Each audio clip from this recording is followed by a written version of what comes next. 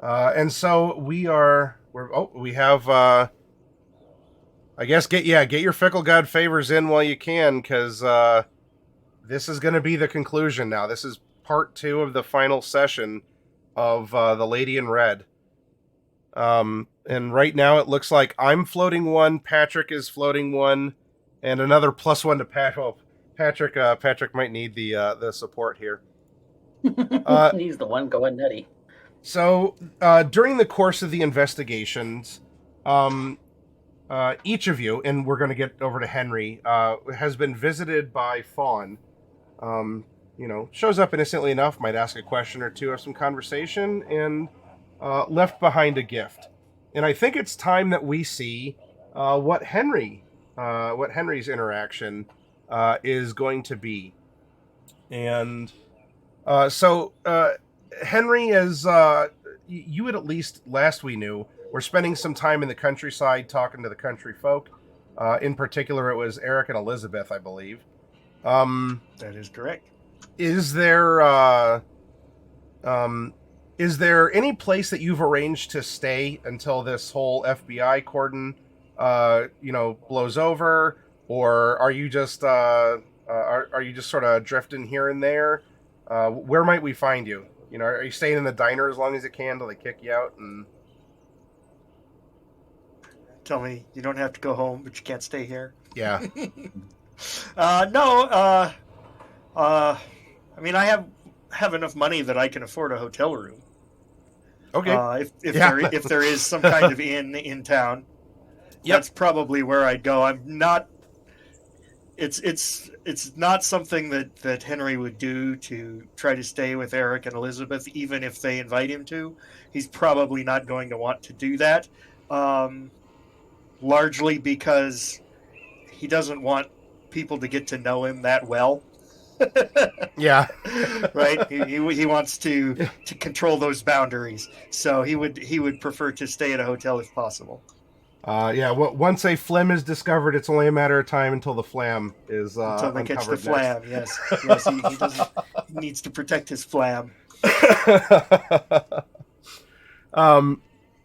All right. You can easily make accommodations here. There is a motel that you can stay at, and you could probably even see that there are some of the other guests. Since you were doing your fair share of scouting around at the party, right? Because, well, you're looking for marks, but yes, of course. You would see that there are some people that you recognize. Now, whether or not they recognize you, but you do recognize there's other people here that are also abiding by this don't leave the county. And so the motel is actually fairly booked. But you've been able to make your way in, and you do have a room.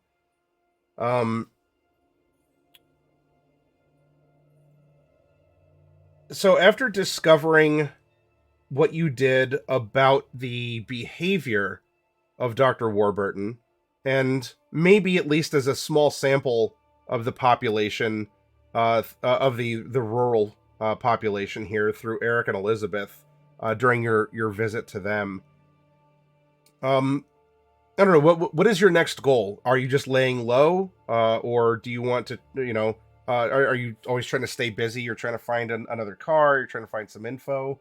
What are you doing? Yeah, so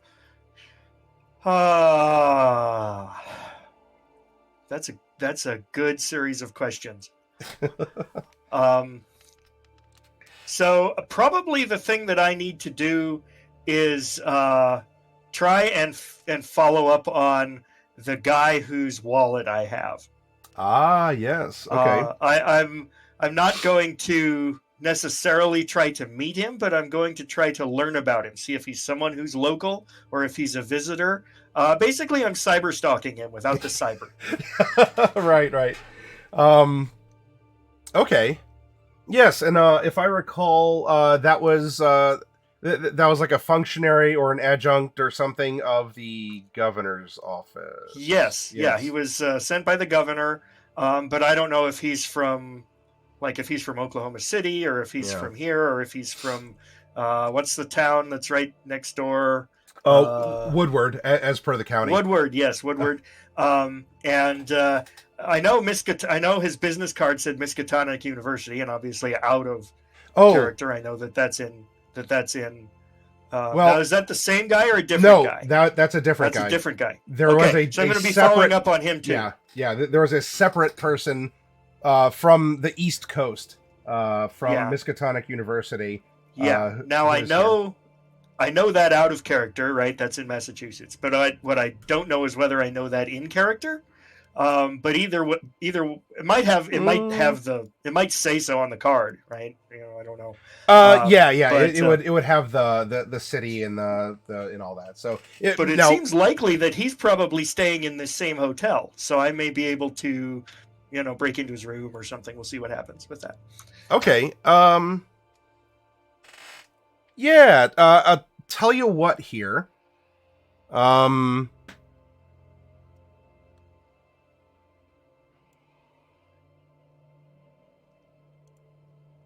Which of the two, which would you prefer to be the most conveniently accessible?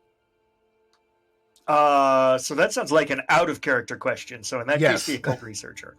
Okay. In character, the governor's aide, but out of character, the occult researcher. All right. Go ahead and roll a luck then. I know you're a little down on your luck. Yes.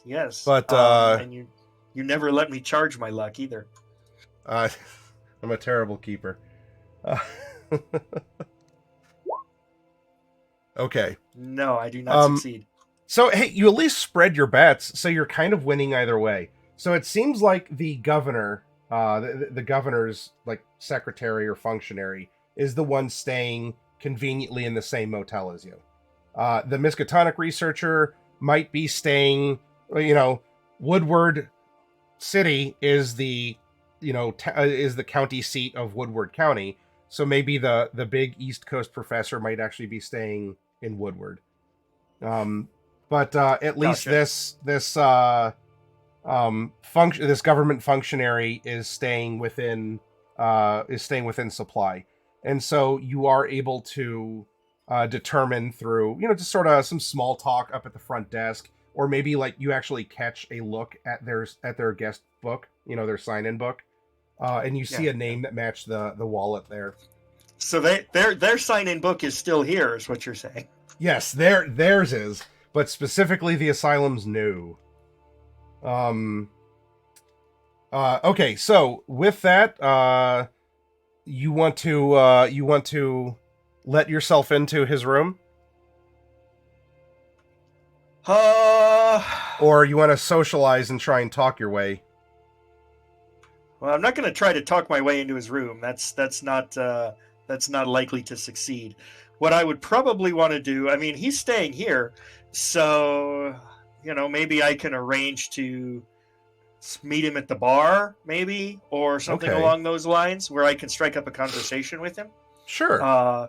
And the purpose of the conversation is just to get to know him, honestly, just like chat him up and find out what he's about, in the hopeful furtherance of stealing his identity.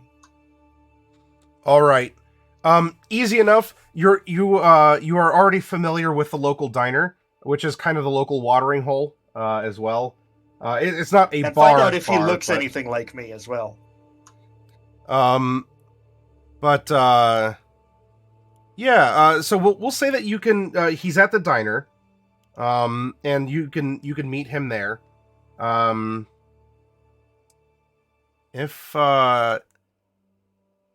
Let's. You know what? This is going to be a creative use of it. Why don't you roll an appearance, and we'll see just how close he. We're gonna treat this kind of like luck, but this is a physical appearance measure of compatibility. Oh, there you go. Making a note here. So huge success. Yes. Oh, there's a piece of cake on sale too in the diner. It looks really, really good. Yeah. So wouldn't you know?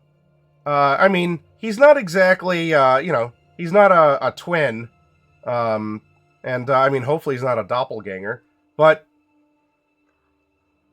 very passable. And Roll sanity if he looks too much like me.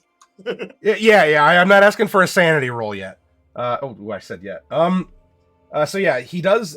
He is remarkably, very passably similar, and maybe that can play into any sort of a conversation.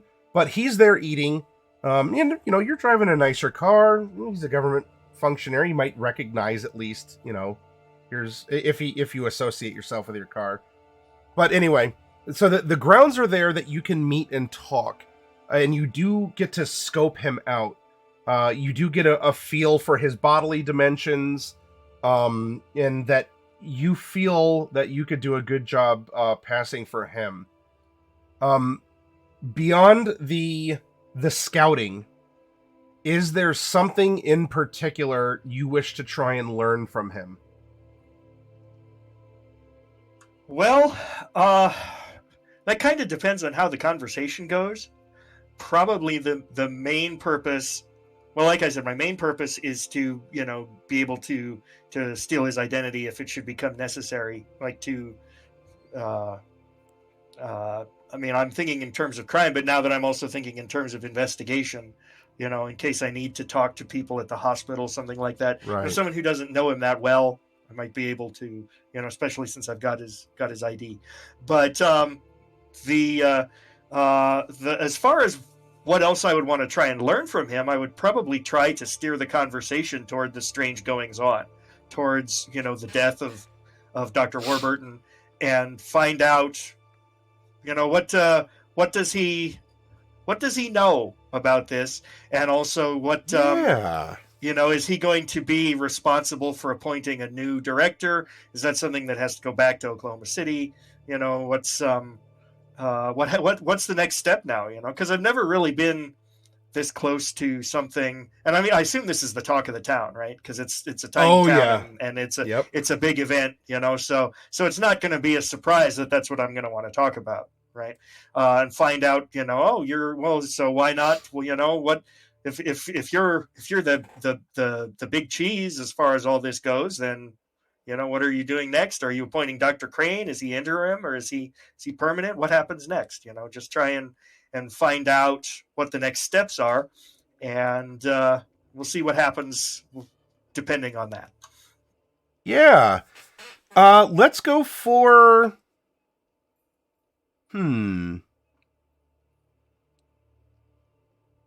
for you, like guiding the conversation, leaning into a popular thing, but then also kind of using it for personal picking of knowledge. Let's go with a fast talk roll. Look at that. You saved fast. All your green for this session. That's good. I did. It's been saving up. So over the course of this conversation, well, of course, you learn that he doesn't have his wallet. But he can still. I act surprised. Yeah, yeah, but he's the people here at the diner know that effectively the governor can cut a check for him while he's here, given the circumstances of things.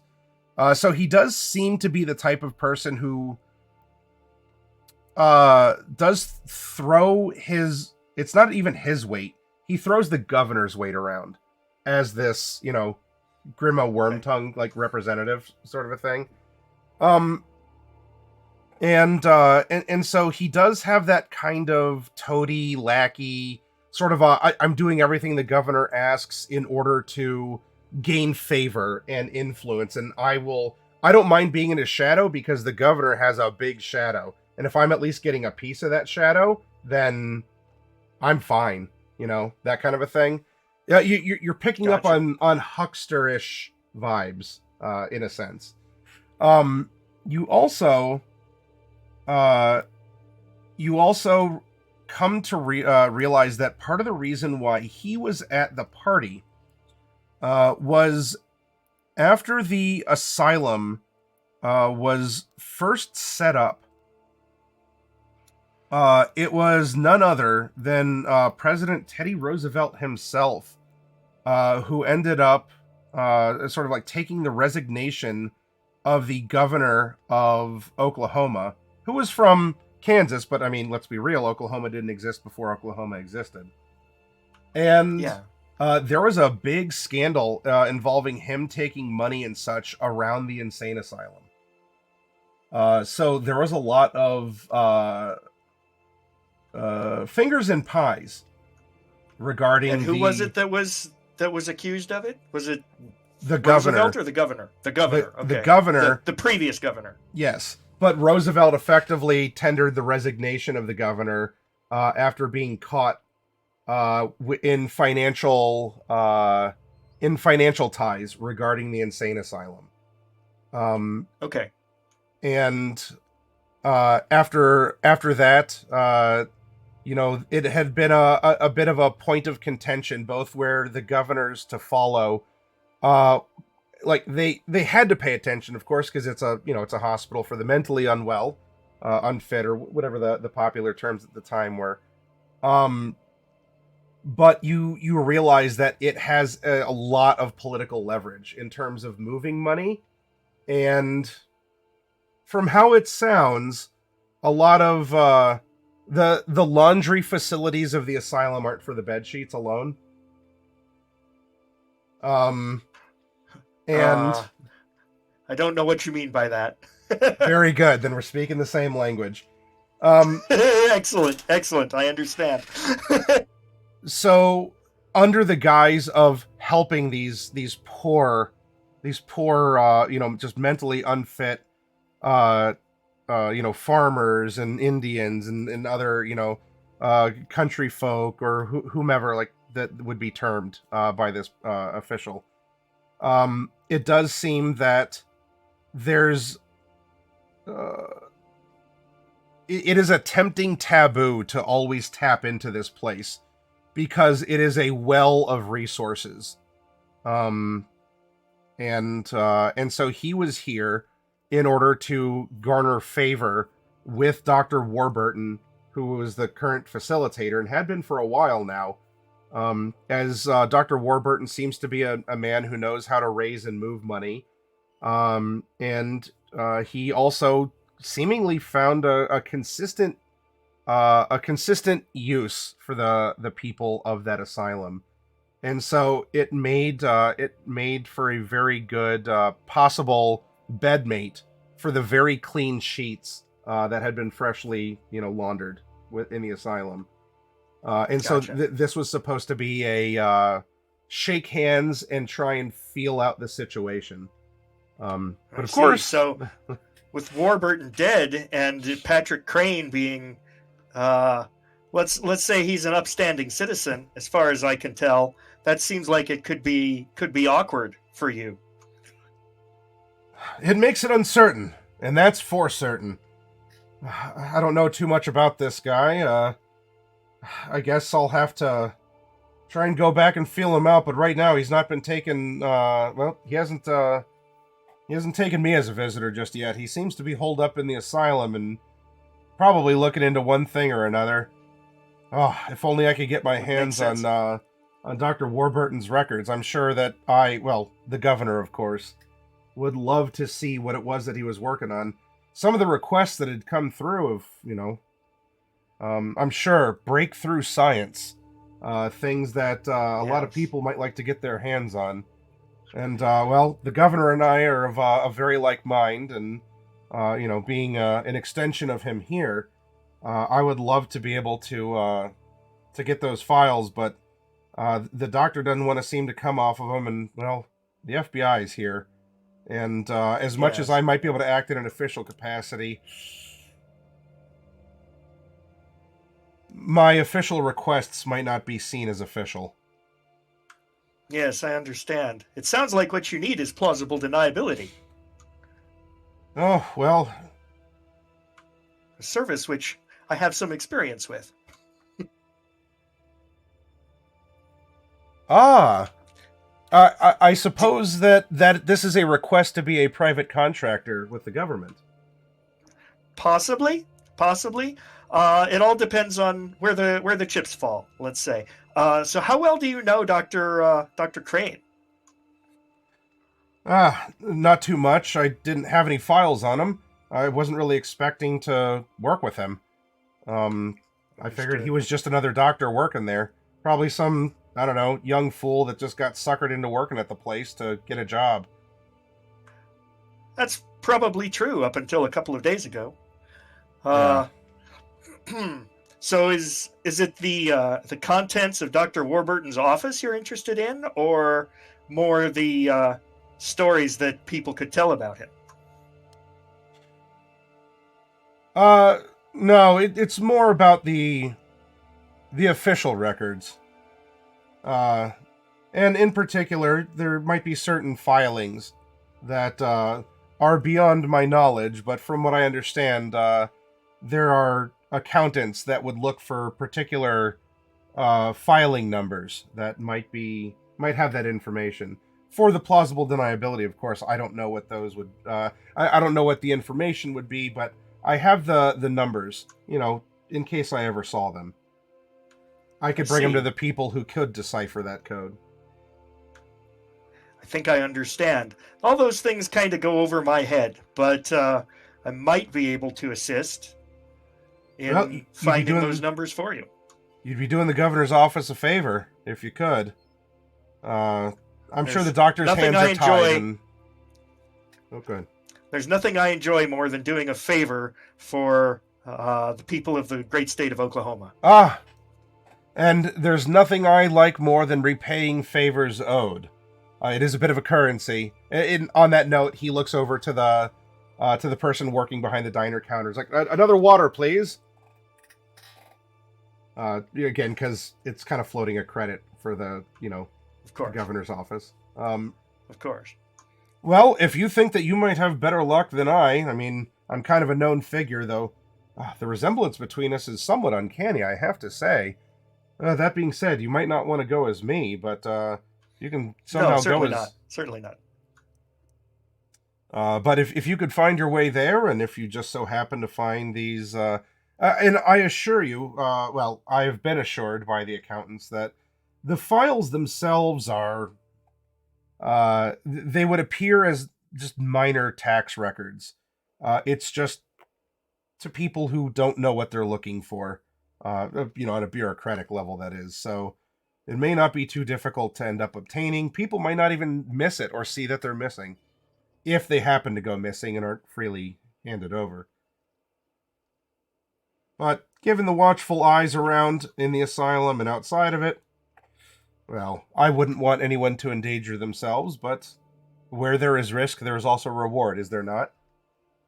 Absolutely. Cheers his water to you. Okay, so, yeah, that's good. Certainly a toast. I'm probably drinking some, I don't know, probably a week. If they have alcohol here, I would be drinking a not highly intoxicating alcoholic drink, something like a gin and tonic, that you can drink without getting drunk. If not, then cheers. Have some water. Prohibition's over. So okay. So it sounds like my plan then is stealth is not really my strong point. I'm not really that awesome at stealth. So I definitely appreciate wanting to get in, get those records, and get back out. But I have to come up with a plan as to how to do it, because and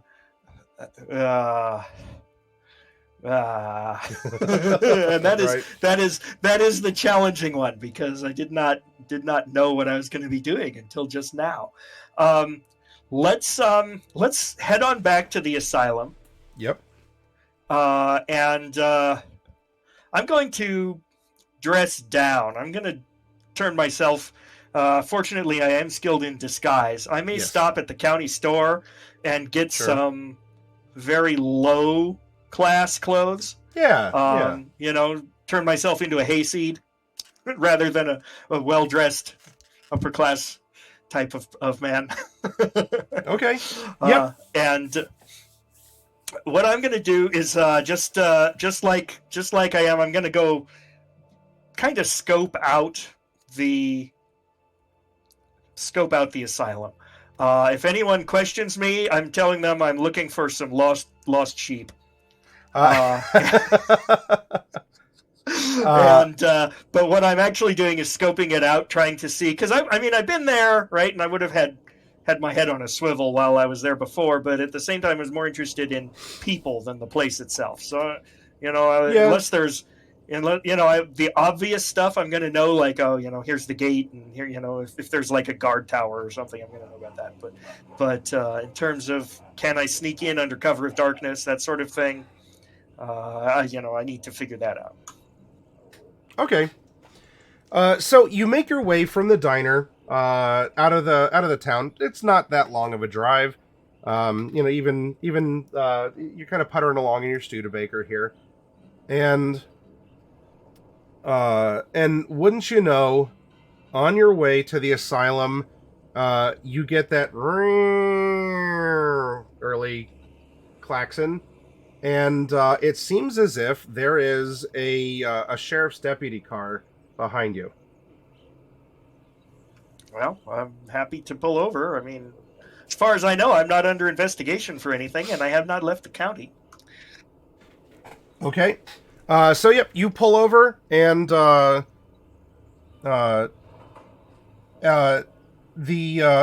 car is maybe like 100 feet back from you here. He's not parking up super close. Doing a pretty easy approach. You can see the door open, and he starts walking up. And in fact, you recognize that this is the deputy from the dance, was dancing at the party. As you're doing some scouting, you kept your eyes on Claudia, and now real quick, Ivalon / Claudia, it was your bow that I had injured, correct? I want to make sure I'm being consistent. I forgot to make a keeper note. It was the guy that you had an affection for, or had an affection with you, and you danced. Yeah, he had an affection with me. We danced, but then he got stabbed. Yeah, he got stabbed. Okay. I don't actually remember if it was his bone, but I remember that I had taken him to the hospital. Yep. Yeah, because there was the two deputies. So the other, like his partner on duty with him, took in the criminal, and you drove your not your love, but the deputy who was interested in you, your dance partner, to the hospital in Woodward. Okay. So the deputy gets out, and he's walking with a bit of a limp. He seems to be a little bit maybe injured or pained. But everybody limps in this town. That's how it goes. Everyone has a cane and limps. I don't know. It's like you can free up some character build points or something if you take that. Anyway, so he comes up to you, and well,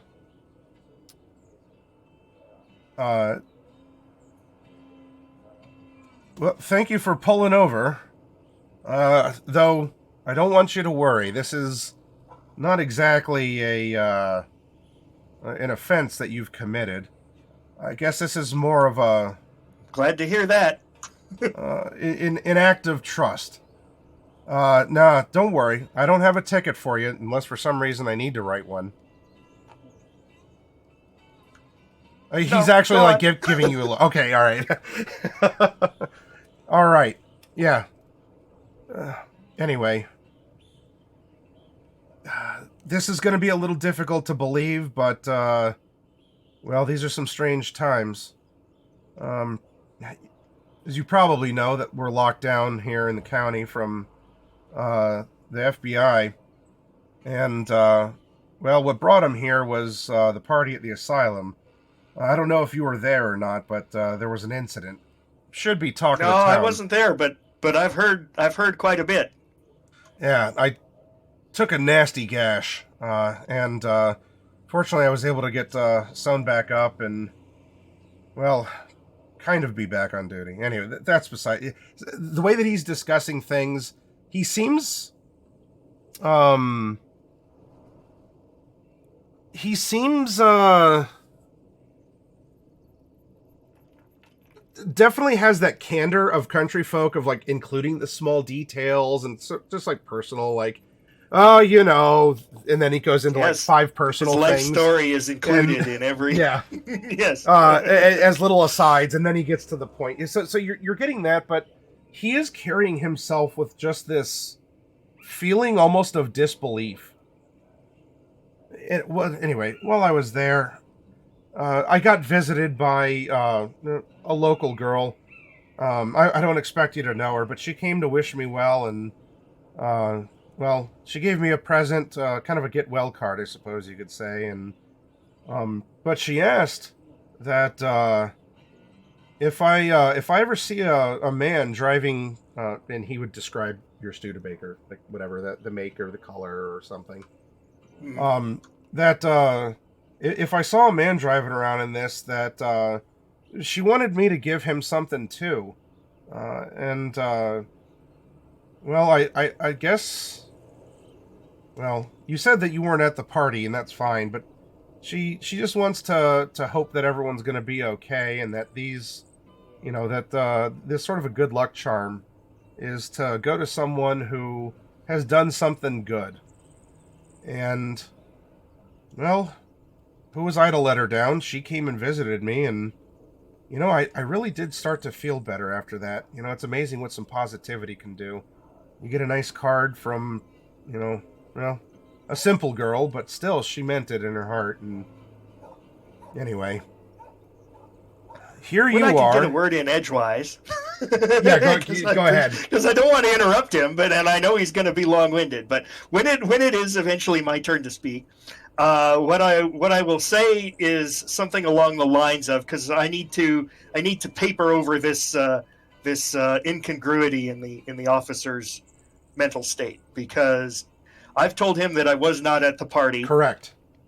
And he seems, and the implication is that I should have been at the party, because that's why he's giving me this gift and all that. So I'm going to tell him that I am not the owner of the car.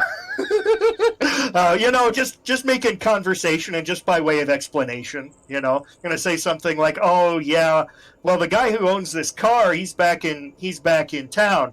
He just asked me to go out to the asylum and check on it and see if you know, he's hired me to go out, check on the asylum, and come on back. But he's still in town, and he's a friend of mine. I'm part of the reason why he's come to town. In fact, he's just passing through and decided to say hello. We're second cousins, as it happens. That's all." Yeah, I would love for you to roll a fast talk for me.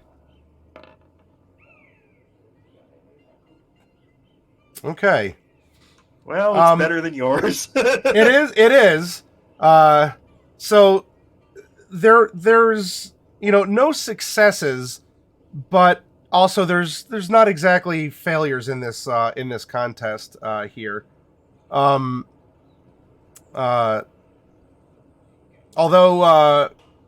what I don't know. You're trying to square this circle. You know what? For poops and ha-has, especially because this is usually invoked in a contest, you can have a bonus at this, because this is something you've spent your time trying to reconcile this. This is a very professional thing to try and describe the incongruities. So, okay. So in this case, you're bluffing. You're doing a very good job. He seems, not that he's suspicious, but he's definitely baffled. But he's also not questioning things any further. That seems to have satisfied. If he was trying to like roundabout get you to admit something or say something, like this is kind of a trap or a honeypot or something. Yeah. He's quelled. in that regard. Oh, well, look. I was told if there's a man in this car to give him a thank you note, and if this isn't yours, you seem like an upstanding enough guy. I mean, look, if you're doing this guy a favor, you're driving this car for him, kind of like playing into the fact you're dressed like the hayseed and you're driving a Studebaker. You know, he must trust you. Doesn't add up. So I would trust that you could get this to him as well. But, absolutely, he's my cousin. I'm happy to give it to him.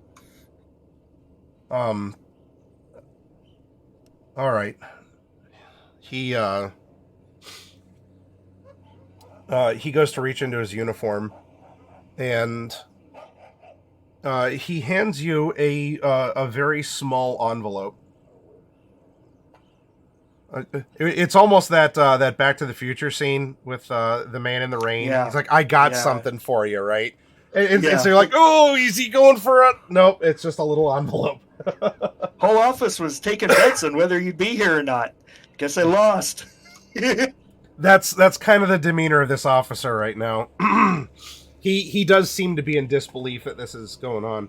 Well, look, get this to your cousin, and I got to go take a load off because I'm in a world of hurt after everything that happened. But I owed a girl a favor, and I'm a man of my word and honor. And it would seem that your cousin is too, then, if she's going to get something special. And so you get this little... it would be like not even like a manufactured envelope. It would be very much like a piece of paper folded kind of itself, and with probably some sort of like a simple animal glue or something used to hold it together. So he hands it to you. All right, sir. Obviously, I can't open it right now, but I will store it. If there's a glove box, you know. Yeah, you can throw it in there. And the officer starts limping back to his car after wishing you a good day, and also just kind of like scratching his head. I want you to roll a spot hidden for me. Okay. No. Well, that just means that you see the obvious, which is probably the more important part. As he has walked back to his car... It's like one of those sanity rolls you don't want to succeed on. Well, he gets back to his car, and he's just opening his door, and coming out from behind the car is a figure that in a flash gets behind this injured, baffled officer, and with a very sharp object begins to undo the life force of this person. This is going on YouTube later. I know I have it marked mature, but I think there's certain things that YouTube goes, no, you can't, you know. No, people think that. I don't think it's true. I don't know. It's this is a game of Eldritch forces and paranoia, so I'll play into it. Yeah. Okay. The algorithm. I mean, 100. Do I recognize? Okay, so everything's happening really fast here. So yes. I don't want to do anything that is going to consume time, right? These are all just things I'm asking you as the keeper. Sure. That would my character know this? Number one, is my car still running? Yes. Did I turn it off? Car is still running. Okay. Number two, do I? How quickly is this figure anyone that I instantly recognize? Yes, you were there. Well, you weren't there. You were there. This is the man who had burst out from the asylum, threw a javelin into Dr. Warburton. Oh, it's that guy. Okay. So this is someone who is very seriously a person of interest. Okay. Well, I'm going to back up my car since he's about 100 feet behind me. I'll back up as fast as I can without crashing, I guess. I mean, I'm going to have to, you can only go so fast in reverse, but I think it's probably faster than me jumping out of the car and running, at least for a little while. And I'm going to get my Derringer. I mean, I have it with me. I'm always going to have that with me. in case, and I'm going to try and save the life of this policeman. Imagine that, me trying to save the life of a policeman. What does this world come to? The cats and dogs living together. The ghosts are, this is the end times kind of thing. But only because of who the perpetrator is. Let me make that clear. It's only because of who the perpetrator is. You hear that, audience? We don't want to get a good opinion of Henry here. Sure. You slam it into reverse here. Go ahead and make a drive auto. As your car was idling, you weren't asked to turn it off. He wasn't like, go out of the car or anything. Whoa, nice. All right. So it's fortunate that I took this as one of my like hobby skills.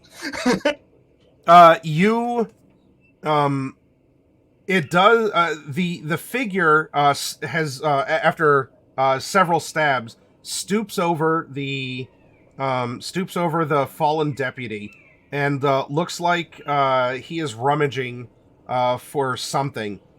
Grabs it and but does a bit of a double, like a double take back. And as a secondary thought, because you're going in reverse, like you're looking backwards because that's where you're heading, so you can see this unfolding. Right. Grabs something from the officer's shirt, stands up to leave, stops, squats back down, grabs his sidearm, and now you're coming barreling back, it looks like he was going to try and get into the car since the door was open and the officer's car was on as well. But you're very successful and you go back. Do you want to ram the car or no? Your choice. You pass the test. I don't want to ram the car because that's just going to like wreck both of our cars, and I don't want to wreck my nice car. Or the police car, for that matter. That accomplishes nothing for me. Okay. But if I have the opportunity to run over this escaped inmate, I might do that. Not that. But you do get back there, and this is going to force him to flee on foot, since you did get back there without going into a ditch or like colliding or something. So your situation, you do have a dying man, and you have Joe the escapist here, who is dashing across the street to get back into the woods. You're in your car. What do you want to? If you want to bail out, what do you want to bail out and do? And he's run. How far away is he? About. At this moment, because he doubled back to grab the sidearm as a secondary thought. I mean, I'll say he's maybe 30 feet away from you. 30 feet. Yeah. All right. Can I take a long shot at him with my Derringer? Sure. All right, I'll do that. I don't know how to do that. So that would be. Let me get your. Okay, yeah. If you have your sheet there, you should have a firearms skill. Yeah.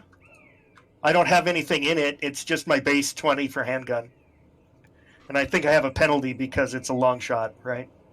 Okay. It's just a Derringer. It's not intended for... Yeah, I mean, he's running with his back to you, so he's not going to actively dodge. We'll say that for ease of moving it forward, it'll cancel out. So we'll just roll handgun, and if you get that 20 or below, you got him. If not, then...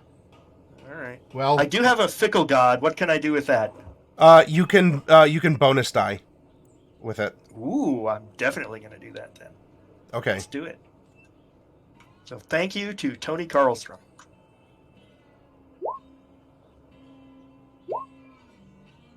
Oh. 81 into an 81. Not much of a bonus die there. All right, it's a miss. That's in character. He's never shot at anybody. He's not that kind of criminal. For emergency use only. Pretty much, yeah. What I'll say is that you do graze him. Like he does. Like you see that he clenches up and he holds his arm, as he's running off. And as he does, the hand that he's holding something in his hand besides the small wound that you gave him with the bullet graze. Now, the gun that he took is sort of like he's running. He doesn't have it aimed or anything. He's just holding on to it. But the arm, maybe his dominant arm, the one he's favoring, is holding on to something else. And he disappears into the woods. Yeah. It's unfortunate that I wasn't able to catch him.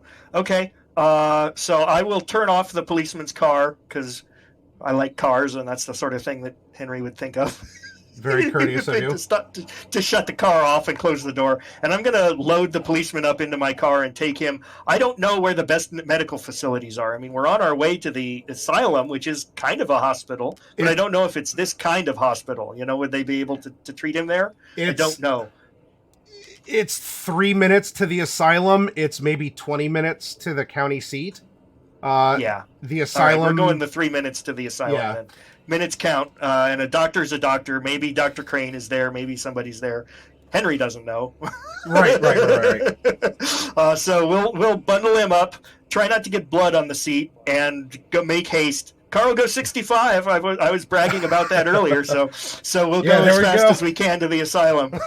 My car does more than a mile a minute. Yeah. All right. The deputy is he's like lurching forward and is trying to stay conscious. He was already in a bad state, but at least stitched up. But I mean, he got several new gashes and punctures in him here. I'll do what I can do, man. Why? As he's leaning forward. No last words. No last words. Stay awake. Stay conscious. We'll get you to the hospital as soon as I can. That bastard. Oh, I agree. Officer.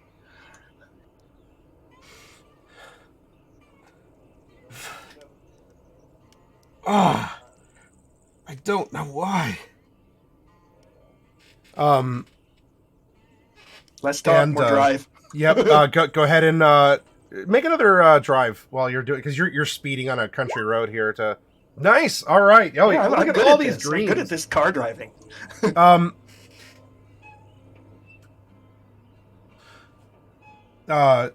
So you come around and he, you open the door and he almost like falls out, but you try and catch him here. He grabs onto you. He's looking pale. He's not looking very good. Get it back. That was my special charm. She gave it to me. And he's just getting weak. Like you can shout. Like there's someone. In fact, we'll say that you came up and you succeeded on your drive, so you did like not exactly like a tire squealing because it's probably a dirt road, but there's like a big cloud of dust that comes up as you spin, and you're right there at the entrance, and the reception nurse comes up and is. Oh my, what happened? Of course, so she's like, oh, what's going on? And, there's this, and there's that moment where he's grabbing and he's like, get it back from that bastard. And, well, this would bring, the others who are involved in, or who are in the asylum as well, Timothy and Patrick. There's going to be enough of a commotion that there's a man who is just driven up to the asylum with stab wounds. Dr. Crane, hopefully you can do something. Obviously, this isn't that kind of a hospital, but you know enough to not be dangerous. Yeah. And you're going to try and at least stabilize him, do something to hopefully make him able to get to an actual hospital. Now, while this is going on, Timothy, if you're there, I mean, there are nurses. You've been in a battle, though. You've seen wounds kind of like this before. The nurses that are here can help, but you might actually have more practical experience with these kinds of injuries than even than they have. So, uh, Henry, you're asked to wait, and almost all the staff is very busy right now trying to help. Yeah. Timothy, waiting is pretty much all I can contribute at this point. Well, so are you waiting or accounting? Yeah. So that's the thing. I did not. Things did not go according to my plan. Because I did not intend to present myself as in the middle of a big emergency looking like this. Yeah. Well, everything is messed up. And I'm not really in a facility where I can change my overall appearance. So what I am going to do is I am simply going to make the best of it. I'll park the car. Yeah. Try to stay out of everyone's way and see if I can sneak into Warburton's office. Okay. While everyone is busy. That is the correct thing for Henry to try to do at this point. But I'm also going to bring that letter with me. I'm not necessarily going to try to read it at any particular time. I just want to have it with me. And if the time, okay. if an opportunity presents itself for me to read it, great. But I'm really more focused on Warburton's office right now. Okay. Yeah, I mean, if you're gonna like make yourself look innocuous while people are rushing around and everything, you would have a moment. It doesn't even feel like a letter. It's not in a particularly large envelope. It's just like a little thing. Okay. So you can just sort of. I'll read it, not in the middle of everyone though. When I have a little bit of privacy, I'll read it on my way to the office. It is. So while this is going on,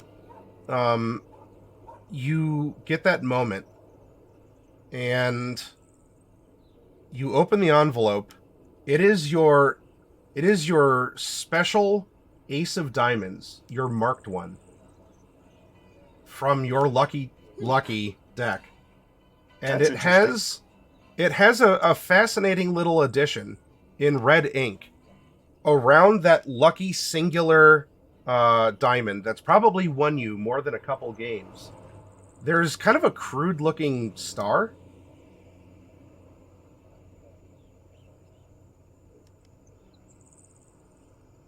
And at the same time, like this, you see your mark. You marked these cards yourself. This is your marked card, your ace. Oh, interesting. Okay. It's your turn to make a sanity check here as things are going on around you, but in this moment, things can rush up with the events, the things that the sheriff's deputy was saying, but maybe you weren't listening because you're trying to like hem-haw or not flim-flam. Nice. Yeah. Okay. Yeah, I'm quite sane. So one sanity damage here. As right. This is extremely, like, I don't even know if you have your cards on you. They might be at the motel or whatever. They might be in your glove box. Probably would be in the motel. I don't imagine because I'm disguised. Yeah, I wouldn't have. I'm not planning on running the 3-card Monty or a crooked poker game. So they would probably be at the hotel with the rest of my suitcase. But that is your lucky ace of diamonds.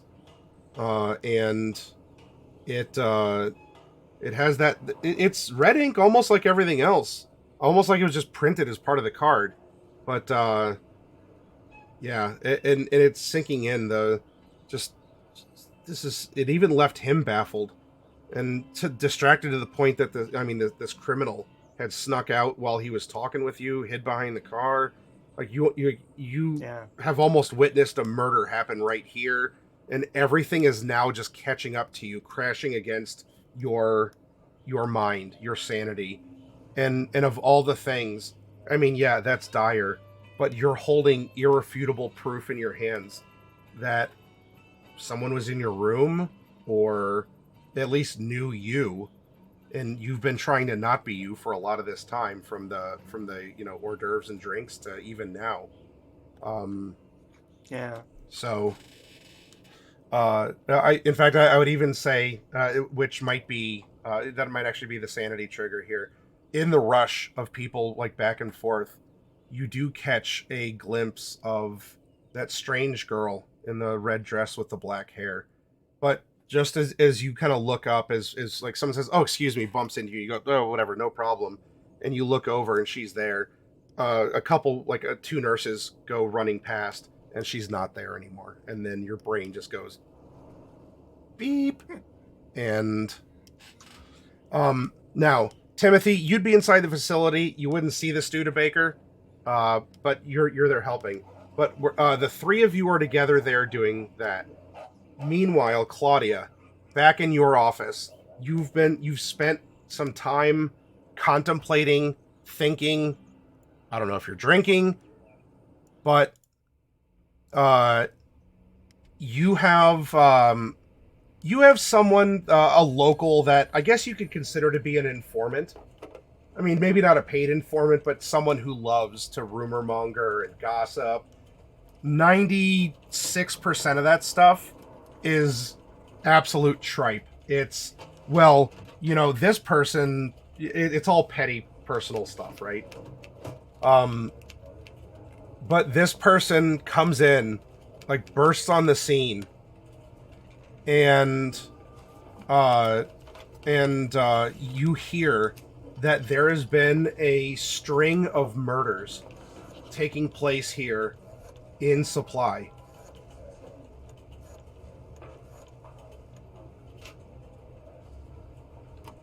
They say it's the escaped inmate.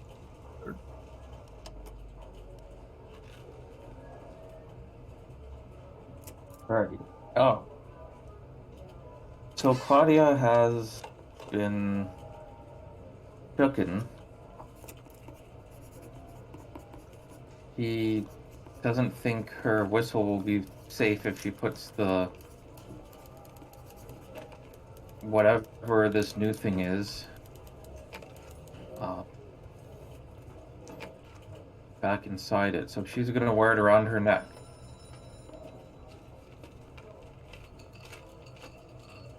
Okay. And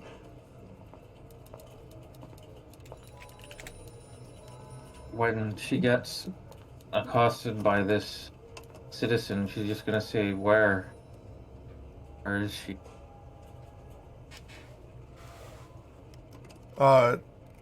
Wait, where? I'm sorry, you're asking after who was murdered, or? Yeah, because... Oh, okay. It was, well, I heard it was actually several people. There was a murder at the asylum, and there was also a murder at the edge of town. It was someone who worked there. I don't know if it was one of the nurses or someone else, but and who knows, anyone could be a victim. I mean, Now, between the two, calm you'd be down. closer to the employee's house. Yeah. Calm down. Is it a woman or a man? I forgot. Your informant? Or Yeah. the victim? Oh, the informant? We'll say it's a woman who stops in and gives you the gossip.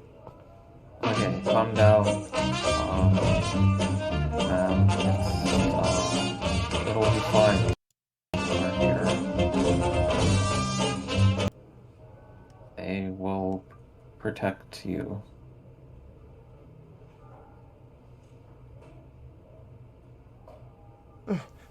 Thank you.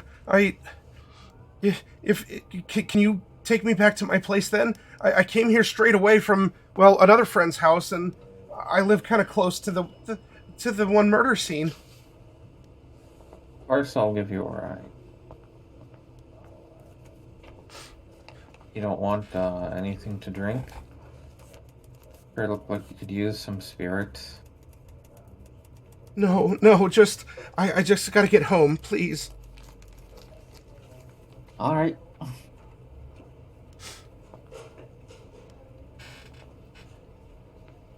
And Um,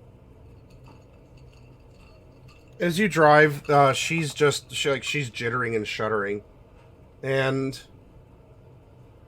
you do notice that there's a storm that is starting to whip up. The winds are a little stronger. The clouds are growing a little darker.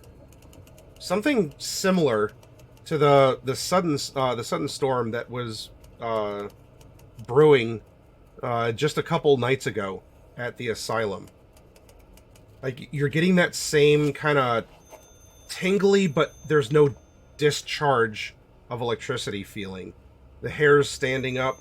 Like there's a great potential energy around. And the clouds are just thickening up. There's no real rain or anything yet, but there's a feeling. And you drive her, you drive your informant back to her place, and she has a friend and her husband are there. Oh, thank you very much for driving her back. I told her she shouldn't go, but she insisted that you need to know, and they're gushing about it. And oh, you wouldn't believe it. It was one of the orderlies at the asylum. He was murdered. He wasn't even like how to put it? Like he was murdered in his house. We only just recently discovered it when we tried to go over and I don't know, we'll say like give him some food or something.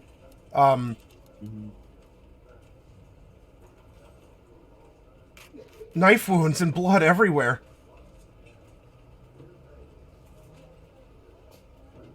Certainly alarming.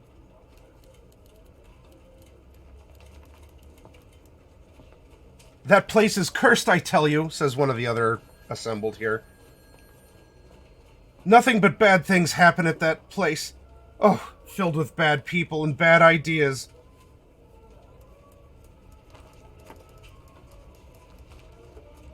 Fill in other side and color commentary to the, I don't think that's the cause.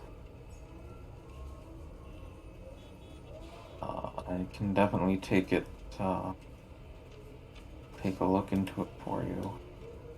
Have you contacted feds about this yet?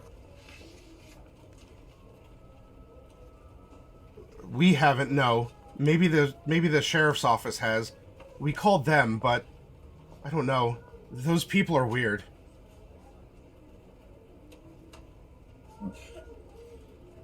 I'll drop by and take a look. Do you know if this orderly was at the Halloween ball the other night? I think so. I think everyone at the hospital is supposed to be there. Part of the fundraiser I think they were having. Right. Okay. Thanks for the tip. Do you think it was revenge? Revenge for what? Well, I heard that Dr. Warburton was killed and he was the head of the hospital. Maybe someone had a grudge against him and his enforcers. Enforcers? You make it sound like Dr. Warburton is a mob boss. Well, I don't think he was exactly a nice guy. I'm not saying that he deserved to die for it, though. He was just there doing his job. But let's be honest, Dr. Warburton, he ran a strict place for sure. I think that's how many of us even tolerated having, living in the shadow of a mental institution. And now that he's regardless, gone, well, the inmates are running the asylum, it seems. I wouldn't say that. Dr. Crane is a very capable physician.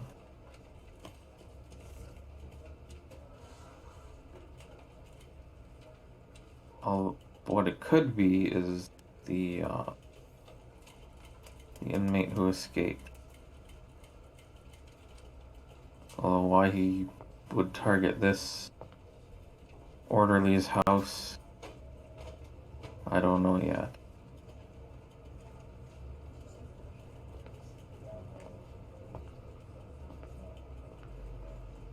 I will go find out. I don't think you have any cause to worry, though. If he is targeting the employees of the hospital, then you're probably safe. Thank you. If you see anything, let us know. Of course. You're gonna go to the orderly's house? Yeah. Okay. It's just like a couple houses down, so. While you're there, every detective sense is tingling. There was very clearly a fight. Like, things are broken, run into.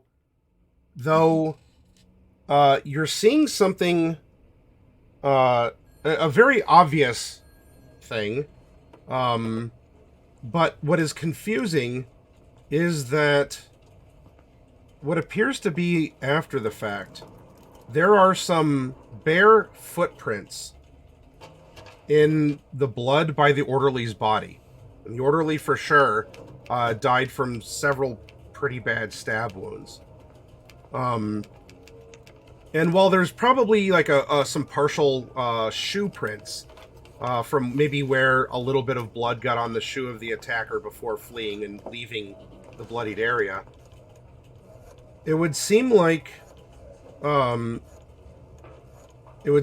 there's a smaller set of bare footprints that had approached the body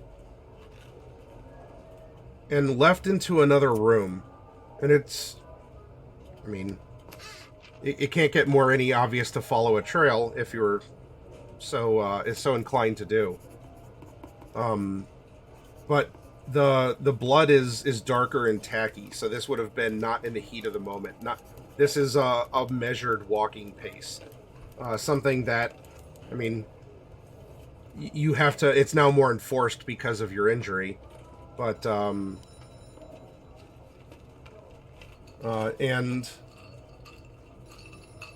in another room, after the footprints have stopped, is a note that is written on some of the asylum stationery that I guess this employee had, and it says in a very simple script, and one that matched the little like to from tag on your gift.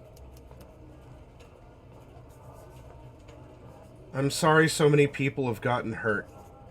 It's all my fault. I'm going home to try and stop all of this. I wanted to let you know because you're a really nice person, and I don't want any more people to die because of me.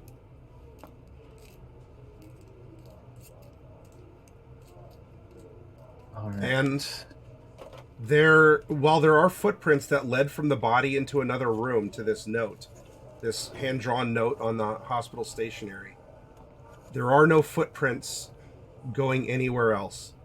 None going to the window, none going into another room. They just stop here.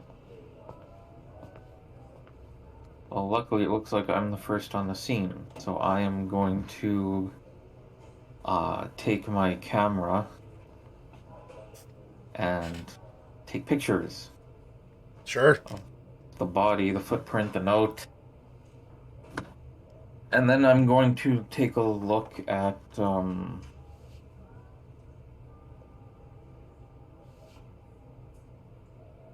if anything's been disturbed, I guess. Signs of a struggle or signs of somebody rifling through papers. No signs of looking for something. Only signs of a fight and the murder. There's no open drawers. There's no papers scattered anywhere that wouldn't have been like a small a small table that was bumped into during the struggle, kind of a thing. Okay. And the door was like brute force, like knocked in.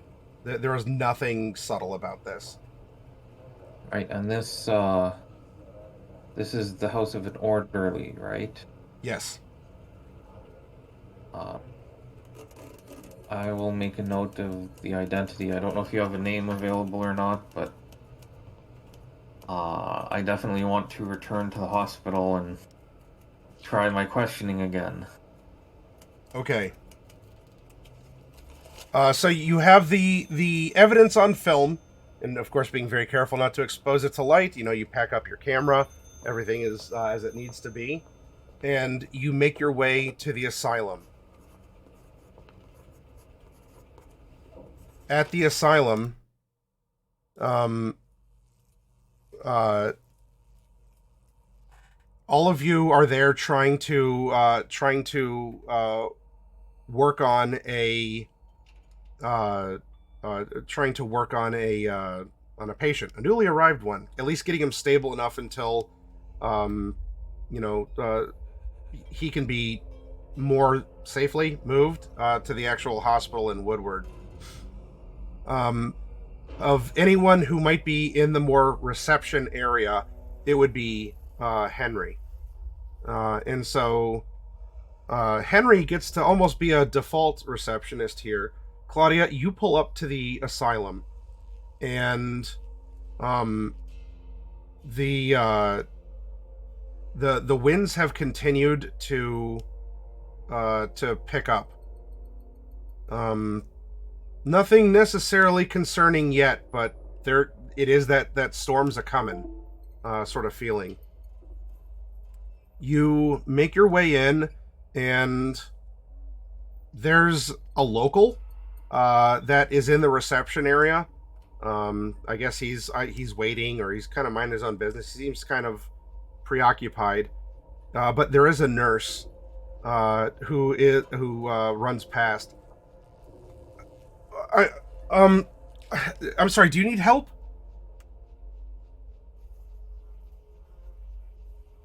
I would like to speak with Dr. Crane. He's trying to help someone who was brought in. I guess someone tried to kill a police officer. Mm-hmm.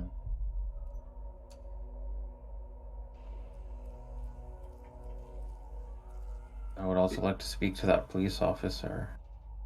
He currently has several very large stab wounds. I don't know if he's going to even make it to answer a question.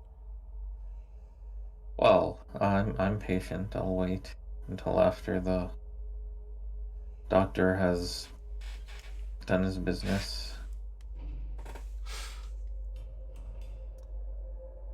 Okay.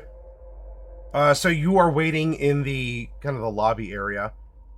Whenever Fluffy gets back, if there's any kind of recognition if there's any sort of recognition and or small talk that you two would like to make, the message is going over to Dr. Crane that there's someone here asking after the officer, and who would like to talk to you. So we have. So you two are waiting together. Again, if there's anything to fill in, go. We can, or in this sense, to keep the pace going. Like, we can smooth over and say, "Oh, hey, it's you," or there's no recognition. Well, hopefully there's no recognition. Yeah, right. I'm disguised. Well, not really disguised, just underdressed. Whereas I would probably recognize Claudia. I mean, she's really going to stand out in this community. So you no saw her way through a witch costume. Yeah. Yep. So yeah, she's probably just gonna say, I haven't seen you around here before. Yeah, I live a little ways outside of town. Got a farm a few miles north of here. But yeah, I just brought in that policeman. Somebody had stabbed him. I could tell you all about it if you want. I was there when it happened. Note for you, not Henry. Claudia is wearing a necklace that looks like a little bit like a dream catcher. And while there's a kind of an odd wooden, I don't know, something that was whittled maybe in the middle of it, the star that the sinew or twine is making looks very, very Just much like the star on my card. Yeah. Okay. Yeah, she's gonna say, well, did you happen to catch a glimpse of the criminal? Well, I caught more in a glimpse. It's the same guy that killed Dr. Warburton and tossed the orderly out the window. I thought so. Timothy, you would have been sent out here on behalf of the doctor, who's trying some last-minute things to stabilize the officer. But if you I would can not have go said and guy. I would have said feller. or Feller, okay. Well, so Feller to Claudia, but officer from the doctor to you. So Timothy, you can walk into the lobby to try and talk to this person who just came in asking after the doctor and about the murder. Well, not yet fully. Can't hear you, Coffee. I'm Claudia, she says, and she'll extend a gloved hand to you, Henry. Oh, happy to shake your hand. So, can't help but notice your necklace. Oh, someone just... Well, it wasn't me. Can't help but notice your necklace. That's an interesting design on there. Thank you. It was a gift. What brought you town? Can't imagine you came here before the feds rolled in. Well, like I said, I live around here. Cousin of mine stopped in town for a little bit of business, the fundraiser, and well, one thing led to another. And I was driving along, and the policeman came by, and he asked me to pull over, and I did. And after I was pulled over, I wasn't doing anything wrong. He just wanted to chat. You know how country folk are. Anyway, he was getting back in his car, and he got stabbed. Testing.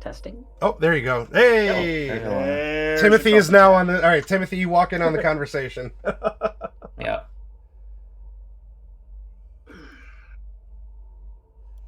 And also, Timothy, you would see that Claudia here is wearing a necklace that is mostly the same as the drawing that your girlfriend who lives in England made earlier today.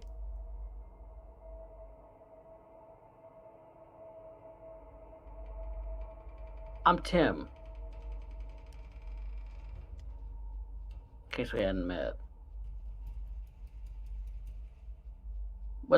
What's... Hello, Tim. Hi. Said something about somebody getting stabbed on the road? Oh yeah, it's a horrible thing. Policeman. Oh, that's right. That is who Dr. Crane took back there. You were there. Yeah, he was talking to me. I was right there at the time. I don't know where he even came from. He came out of nowhere. Stabbed him. There's lots of things coming out of nowhere for lots of different reasons these days. All right. I'm not a superstitious man, but lots of strange, weird stuff's going on around here, and people appearing out of nowhere seems to be a pretty consistent thread. Well, I don't necessarily literally mean he came out of nowhere. I just mean I didn't see where he came from. He was hiding behind a policeman's car. Well, it's kind of the That's all I definition saw. of coming out of nowhere. You didn't see where he came from. Right, but you could mean he came out of nowhere. That ain't possible. Well, you I haven't think at seen this point, Claudia is just rubbing her temple with her gloved hand. Well, Look, we're boring, lady. So now, you said your name's Claudia. Yes. Pleasure to meet you. I haven't seen you around here either. Oh, You went to town as well? I'm from Oklahoma City. Oklahoma City, and your name is Tim. Yeah. Tim Gibbons. That's the guy you were looking for, Claudia. Yeah, you were on the guest list. That's right. Kind of a last minute commitment. So I've got a couple of questions for the two of you. I'm happy to answer questions. Maybe you can answer a couple questions for me too. Of course. The first question is, of course, this fine young gentleman has not yet told me his name. Who, me? Yeah. Henry, right? Jimmy Smith. Jimmy Smith. That's right. Jimmy Smith or Yes, Henry. Good to know. Oh, I thought he looked like Henry. No, Henry's my cousin. We look a little bit alike. Henry's the one with the Studebaker, right? Yeah. It's parked outside. You want to go see? It's a pretty nice car. Maybe later. I think we got more pressing issues going on. So who exactly invited you to the fundraiser for the hospital? Who invited me? Yeah, each of you. I mean, well, me, it's you easy. had to I have wasn't heard at of the it. fundraiser. Oh, I You heard had about to it. have heard of it from outside town. But yeah, I heard of it, but I wasn't there. That's for folk with money. Folk like me don't have any of that. Well, then, let's say your cousin, then. How did he hear of it? I told him about it. And so how did you hear of it? Well, everybody knows about it. No. In this town, everybody knows about it. You're not from this town. You said so yourself. I live a couple miles north of here. Yeah. Are you fuzzy in the head? Dr. What Crane. town are you from then? Nah, there's no need to be insulting the lady. Dr. Crane, you've done what you There's can. a little bit of need.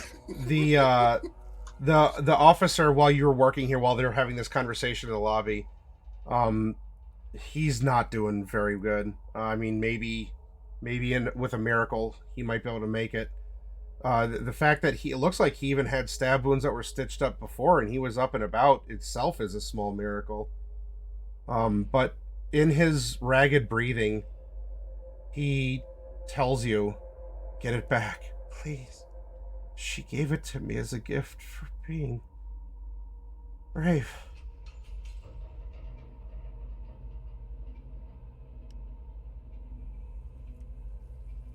What? I'm continuing to work, but what was that? He's breathing very shallowly Yeah. and everything, and he's like, "No, the girl, the stray in town, visited me in the hospital, and she gave me a sheriff's star. I always wanted one of those." I'll do what I can.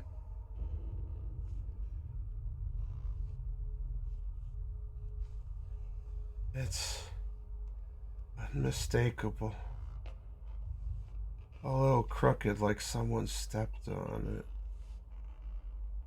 I don't think I'm gonna get to be sheriff.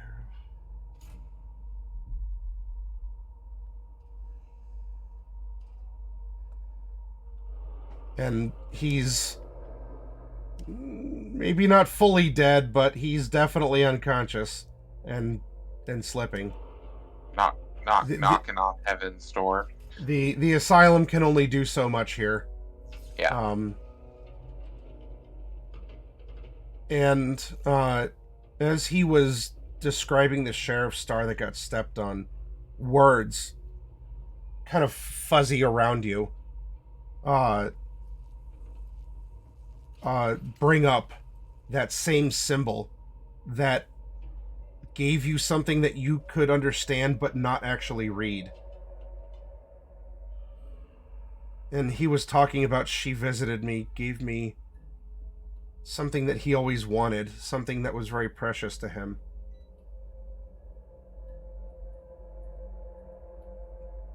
And then one of the nurses comes, Doctor, I don't know what else can be done. There's someone on their way. We can make him comfortable, but there's some people in the lobby. It sounds like they might fight or something. I don't know. I know it's one thing after the other, but you're the only authority here right now. Yeah, make him comfortable. Do what we can.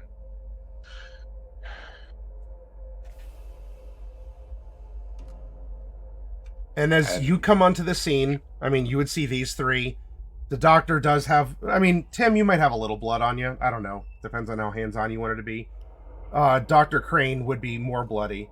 And Dr. Crane, you would see that there's a woman who is questioning the people here. They're kind of doing like a back and forth.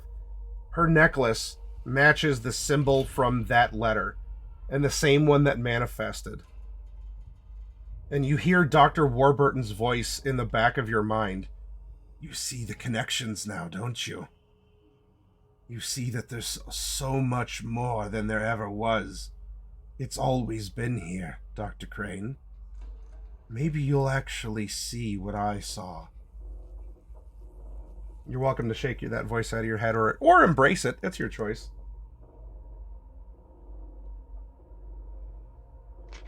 Yeah, I keep walking at this point. Well, the four of you are together in the lobby, and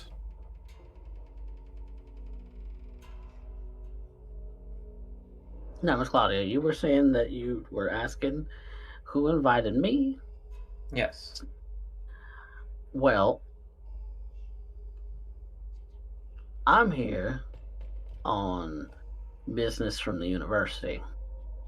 Now, I just so happen to be at the fundraiser because, well, me and this place got a little bit of history. And philanthropist as I am, decided to give back.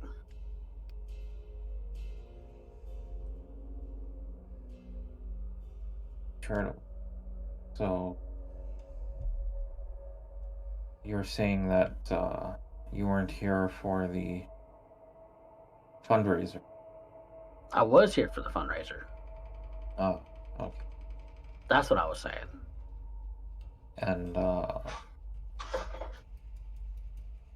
who told you about it? I learned about it as I got here. And why did you come first? Well, I came on, like I said, on business in the university. I was pursuing some kind of lead. You know, Lead? I'm a museum curator and an archaeologist, Missy. So there was a dig here or something? Somebody found something? Real quick, while that Inquisition is going on, not Henry. As the heat's off of you. What's that? Yes. Yeah. Yes, the heat's I'm off glad of you, and you're kind of like, I don't know, looking around like, ooh, it's getting a little warm in here.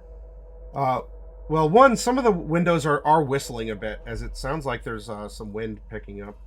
And also, as you look around, there's a couple nurses, like one that returns back to the receptionist desk, and sticking up out of her pocket, it's only maybe 2 prongs of something that looks like it's made out of straw. But the way that they're curved and the points that they make, you have to like squint, and you do a double take. Obviously. And another one of the nurses ends up walking past, and she comes up and pulls the doctor aside for a quick other something. And as she does, you can see that there's a hairpin that's holding her hair up by her nurse's hat. And while it's kind of crude, it looks like the hairpin might have just been a wire that was like bent. So it was made to be purposeful. It's definitely not manufactured. But there's a charm at the end of it, or like a shape at the end of it. And this nurse's hairpin bears this star as well. Interesting. Very interesting. Can I use a psychology to see if the nurses are acting naturally or if they're like becoming zombified? Absolutely. Sure. Okay. Ooh. That's toasty. Yeah, look at all that green. Okay. Yeah, they seem to be a natural, I mean, for the accelerated situation, a natural gait and a speech pattern. Interesting. Interesting. Okay. Um so I don't want to get too entangled with the nurses because I don't want any accidental. I just don't want to get too sociable right now, for various reasons. But what I'm looking for is a way to get away from Claudia and Timothy right now. Is there mostly Claudia? Let's be real. Is there an opportunity I have to basically excuse myself? I mean, she doesn't have any authority, right? She's not a policeman. Yeah, I mean, there's So I'm Yeah. looking for something that would be socially appropriate, a way for me to leave. Something like where I can just excuse myself and say I need to get back to my I need to return my car to my cousin and get back to my farm. I got sheep to find. Yeah. You turn to try to discreetly leave as the pressure's off of you.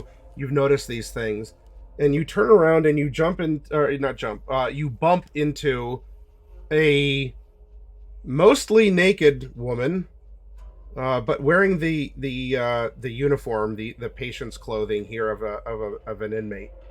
And Dr. Crane, as you look away from the nurse that was talking to you, there's Marguerite, and she did not follow your advice from the party preparation, as her clothes are off again. Um, but you, not Henry, as you're like discreetly, you turn around and you bump into this woman here, and she says, "Dr. Crane, Dr. Crane, I'm gonna miss her. I'm gonna miss her something powerful. Oh, that poor girl. At least she got to tell me goodbye." And so she kind of like pushes you, not Henry, out of the way, and you sort of like roll around her. Okay. And Marguerite comes up to you, Dr. Crane, sobbing, and gives you just a great big hug. "I don't know where she's gone, but I don't think I'm gonna see her anymore." Now I'm searching my memory. Is there a dead woman that I should know about? It seems like everybody, unless the orderly was a woman. Is there any other? Which I actually don't know out of character. No, Is there, they were men. Yeah. So, is there any dead women that are in my memory bank? Nope. Okay, good to know.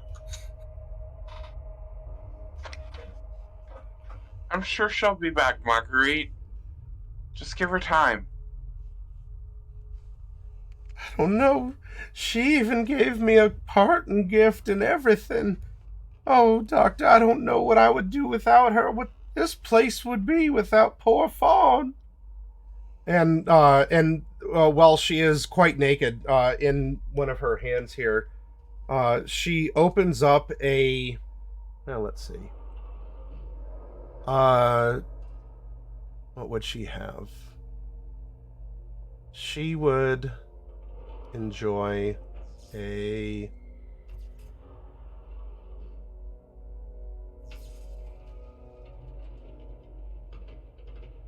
I don't know how prevalent sunglasses were in the 30s. Well, anyway, we'll say, as she opens her hand, like you can see she was holding onto something. Uh, Apparently Marguerite likes to be naked, and who wouldn't enjoy the sun all over their skin? And she apparently has a pair of sunglasses. And as she opens this up, like all of you can see, even though she's talking to Dr. Crane, that the sunglasses, like right in between where the two lenses are, have a kind of a crooked star. It looks like it might have been carved out of like a thin wood or something. Um, and just sort of like glued so that like there's a little star in between the eyes effect of these sunglasses for the large naked lady here. It's that same symbol.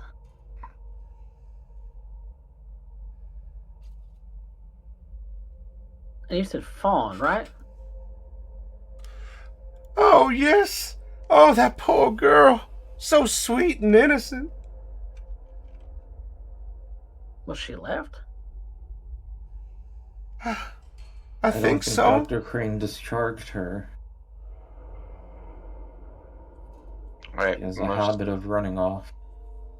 Yeah. I most certainly did not, but yes, she tends to leave Appear out quite of nowhere and disappear on a whim. Yeah. She snuck up on me today. Nobody sneaks up on me. Nobody. Fawn I'm is. telling you, that girl is quiet as a mouse. She is something else.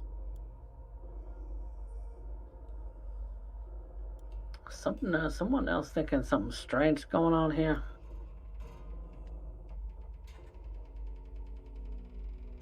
I am still trying to get out of here.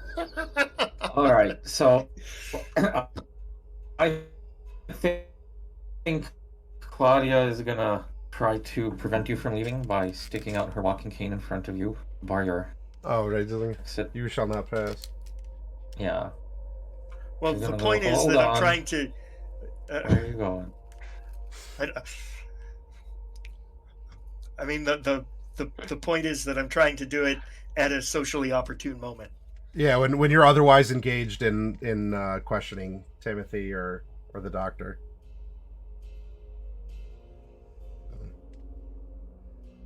I guess, but the appearance of a naked woman would draw my attention. Yeah. She is like right next to Henry. That is true. I did bump into her. I was very surprised. She came out of nowhere. Doctor, I It's was not so Henry, worried. it's Jimmy. Yeah. I was so worried for her. She had bloody feet and everything. I'd never seen that girl with bloody feet before. Bloody. Mm-hmm.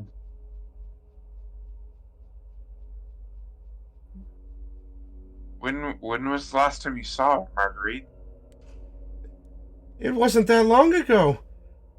I came here right after meeting with her.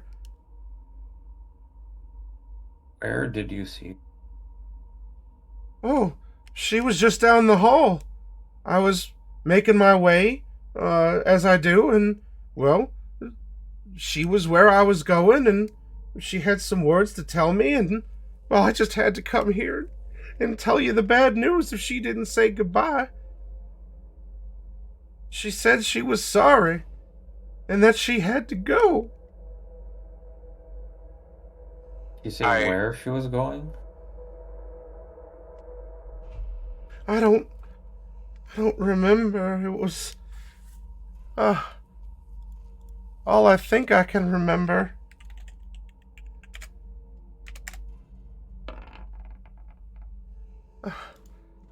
Home, but this is her home. This has always been her home. I think Claudia's gonna glance at Dr. Crane and say, well, it hasn't always been her. you're not wrong. She did have other homes before she came here. I call one of the nurses over. Let's get Marguerite covered and comfortable. We need to do some looking. I was even reading Fawn's file. She had adopted parents who took her in for a little while, but they couldn't take care of her, not for her needs. Before that, there's no record of parents. The running thought They had names when they dropped her off here. Well, her adopted parents did, Yeah. but they weren't the one who gave birth to her, not as far as the records go. The running theory is she belonged to one of the tribes. Well, she wouldn't know that. She was only a baby then.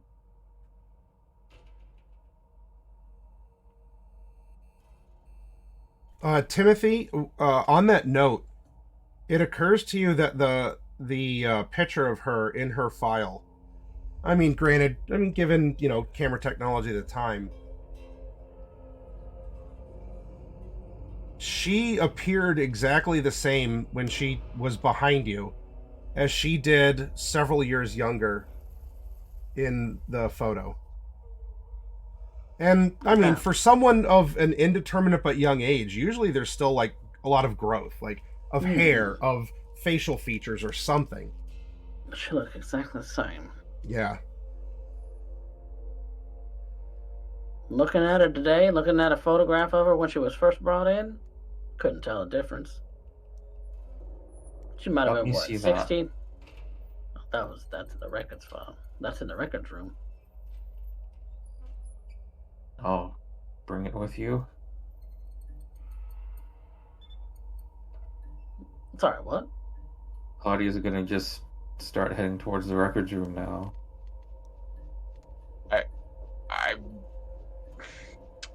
I almost would. I want to go where Marguerite said she came from, at least. I want to see if there's any. And then, very much, I guess if we make it to the records room. Yeah. Marguerite is gentle enough to, she can be cared after. But yeah, you all, you can make it there. You're the one who would allow or disallow anyone in there, so. Yeah. And I guess Is not Henry going to the records room for bonus I was points? just gonna say, she's totally uninterested in Henry now. That is an interesting question, because Henry very much wants to go to the records room, but he does not want to go to the records room with Claudia and Dr. Crane. Man, there's no winning despite all those greens. Yeah. There's really not. There's really not. No, Jimmy is not going to the records room. Jimmy is going to take advantage of the opportunity, get the heck out of here. Sure. Make his way back to his car. Is there any, out of character? I know who Fawn is. Has this conversation given me enough clues to piece together that Fawn is the same girl that I saw, out of my rearview mirror? Yes. Is that a reasonable conclusion? Out of character, I know that's true, but in character, is that a realistic conclusion for me to draw? Did I get a look at the considering I've shattered your concept of reality? Yes, this is something you can figure out. Okay, good enough. All right, so I am going to make my way back to my car, return to town, change clothes, put my regular identity on, and come back. Man, where's a phone booth when you need one? Yeah, really, as quickly as possible. Someone should invent a superhero that can just go into a phone booth, change costumes really quickly, and then and no one's the wiser. Didn't know my plan was going to go completely wrong. That's not what I planned. So anyway, I'll try to accomplish all that in 15 in-game minutes or so, if possible. Wow, in fairness, fast. it's interesting that the facilitator of the game is ruining your plans instead of the player ruining them. Yes. So how it's ironic. not purposeful, but it is happening. All right, so the three of you are in the records room, and not Henry goes to turn into Henry. You look, and in fact, photo expert here, Claudia. I'm not bad at photos either. Oh, I'm sorry if I missed a secret photography. I have 40 in photography. Oh, snap! I'm sorry. I'm not bad with photos. All right, well, I'll let you and Claudia get into Art Snob.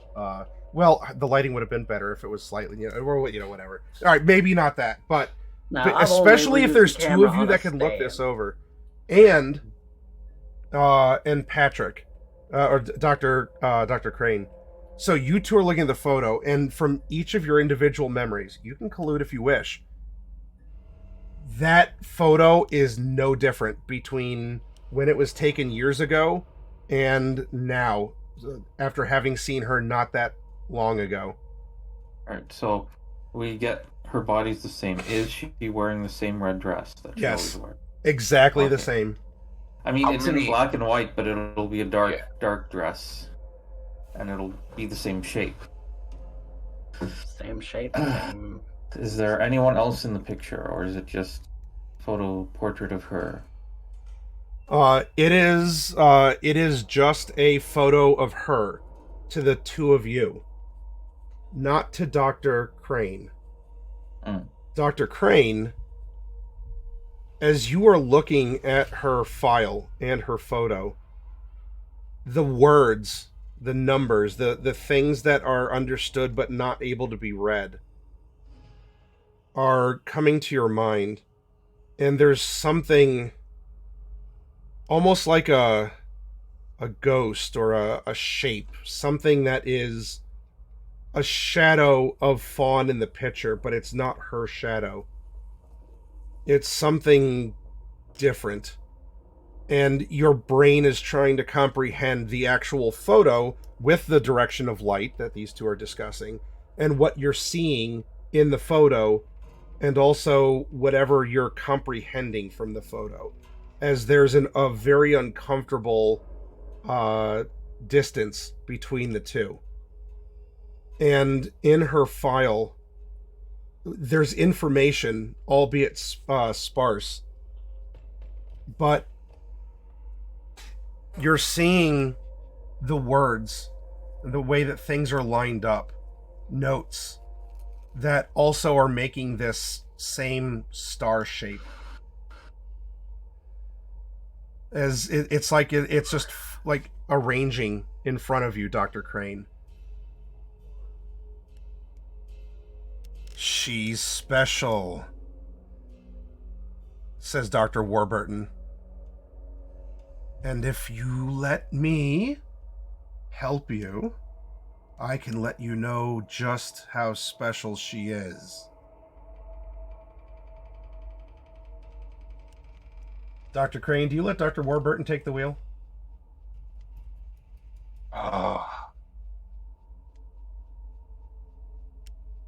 The animosity and hatred between us wants me to say no, but the strong narrative choices. Oh no! Well, yeah, but the psychoanalyst in me wants to say yes.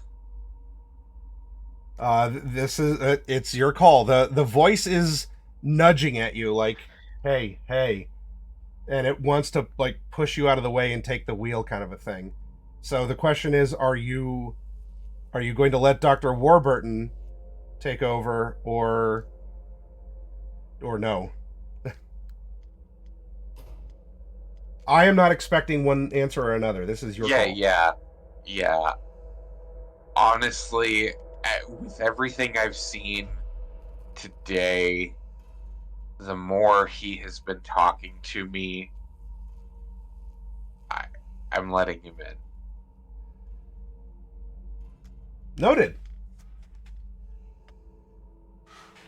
In Dr. Crane's voice,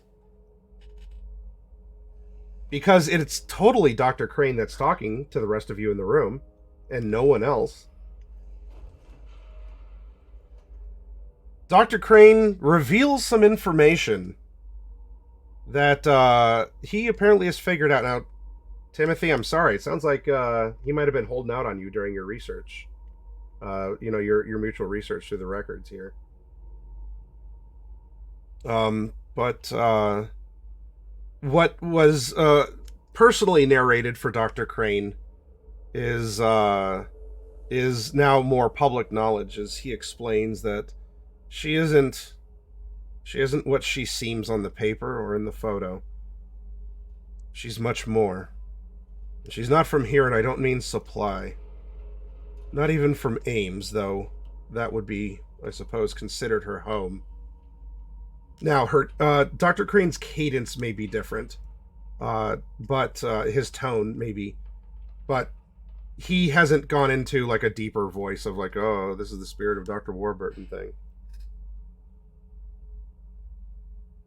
And so, I presume that that's where she's gone.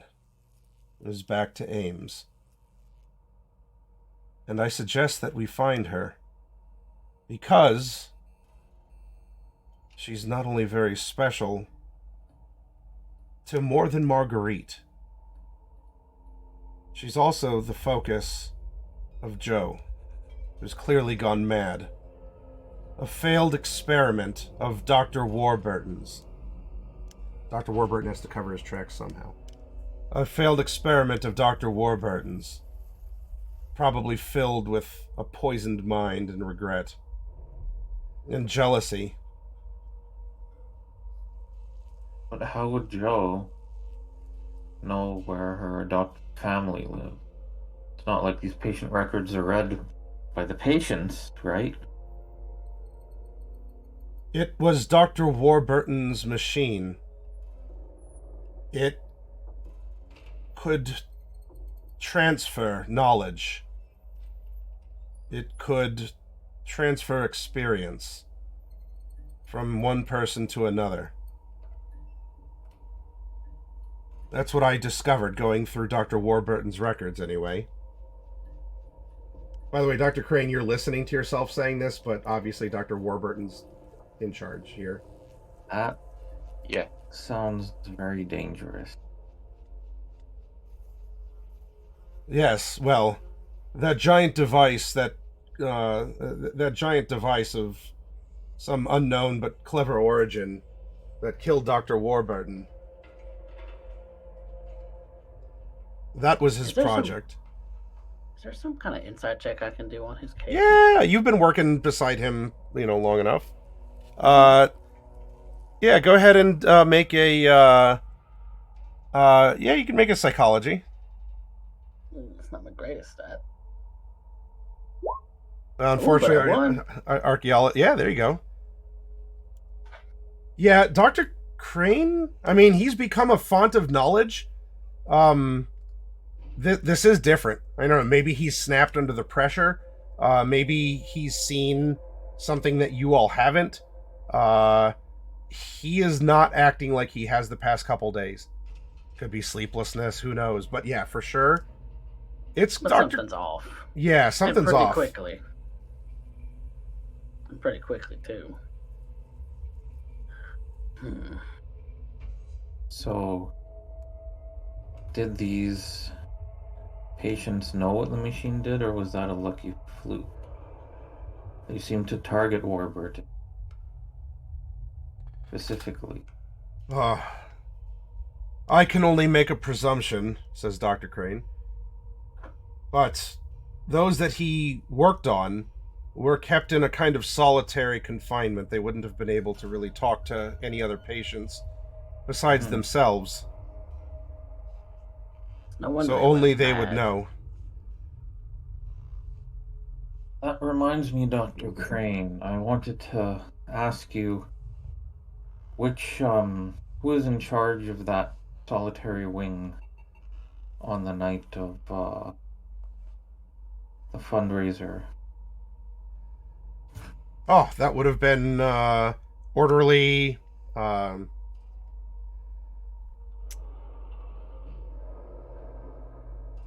don't know. Orderly Thompson. And Matt, is that the same one who was killed? Yes. Okay. Well, I regret to inform you that Orderly Thompson has been killed. Well, Seems like a lot of people connected with the whole thing that Warburton was doing are getting offed. it would seem that Seems people like- who were associated with his experiments might also be the target of Joe. Well, if whatever Warburton was floating around Joe's head, it makes sense that go after those involved. And when you don't know what's happening to you and then you get thrown into solitary, how's it any wonder that these people went mad? Yes, well, that's why this would only further confirm what you're saying, Timothy. That's why I had proposed, like, there's that stutter between like if he wasn't going to say it at first, a new way to address patients because of the experiments gone wrong, the failures of Dr. Warburton. But right now, I'm concerned that 2 of those experiments are out there, one chasing after the other, and should Fawn die at the hands of Joe, I have to imagine that he would come back and exact his revenge on everyone else, including me. Why you? I'm a part of this facility, the same as anyone else. Well, sure, but Joe's only ever shown animosity towards Warburton. Yes, well, I suppose it's a strong possibility. And Miss O'Neill, I wouldn't want to place myself or the other staff hospital in harm's way. In fact, if you're not wanting to put them in the harm's way and you're feeling a little under the weather, Doctor, maybe you want to go home. Claudia, spider sense tingling. He called you Miss O'Neill. Yep. In a very similar way that you were called that way when he talked to you for your jobs. Okay. I remember when he suggested I dress like a man. I definitely remember. And I think up to this point, I've not, spoken with you. I've not even called you by name. Well, you tended a head wound, but, Yeah. I mean, that was probably casual True. conversation. Oh, true. Yeah. Well, I think I know where to find her. And maybe it's my obligation to go get her. If you want to come with me, you can. You? Otherwise, I'll be happy to go alone. Dr. Crane, wait. You shouldn't be going. Alone or otherwise. We should call the sheriff. We have the FBI here. We can send a manhunt for her. The FBI? No. We can... No. Manhunt for Joe. He's the one who's dangerous. I agree as well. Maybe involved. No, yeah. Dr. Crane, you sound like you're under the weather. You're dealing with a lot of stress right now. I think we're all under the weather. Have you looked outside? And he points to a window, and there's gray storm clouds, and there's almost a very fine haze of something that's clouding the air. Dr. Crane, you would have looked outside and found that funny a second ago. At any point through this, can I start fighting back for control? Yes, in just a moment. Okay. In a quick meanwhile, we have Henry going back to the motel. The weather has picked up. In fact, we're probably at the point where you actually get that tumbleweed kind of rolling past. So it's getting serious. Drive into any tumbleweed. Yeah, that's easy enough, but we're at that stage where there's a tumbleweed blowing across the road. Easy enough to change. Any other thoughts or preparedness while you're going back to yourself? No, I'm just I'm not sure what to do with this card. I'm gonna check my luggage for my deck of cards and see what I find. Okay. You find that your lucky deck of cards is in fact missing its marked diamond. Missing the ace. Okay. All right. I don't know whether to carry that with me or not. It's freaking me out. Mm-hmm. As it should. But on the other hand, I might need it. And I don't know, because everybody seems to have these symbols, and I don't know if that's good or bad, if it's better for me to have it or not to have it. Well, Go on. I don't know. At least to Marguerite, it meant a lot, and the nurses seem to be, carrying him close. Yes. Claudia Yes, also that's- was wearing the symbol very close, like over her chest. So Yes. Yes. All those things are true. That doesn't mean it's good for me to have it, though. is the I thing. agree, but it's my job to tempt you. I know what they are out of character. I don't have any idea what they are out of character. Or in Good. character. That's the way it should be. Yeah. Yeah, in character, Um, Claudia's just wearing it because it's the important thing from her safe Yep. that's been meshed Yeah. into a arts and crafts project. Yeah. All right. I'm gonna hang on to it against my better judgment. Okay. Going in I'm the gonna hang wallet. on to it. Noted. And yeah, get I mean, I'll put my suit back on, but it won't be like my fancy suit. It'll just be my Yeah. like my normal everyday suit that suit. someone reasonably wealthy would wear day to day, The everyday. And suit. yeah, and head on back to the what you call it, the asylum.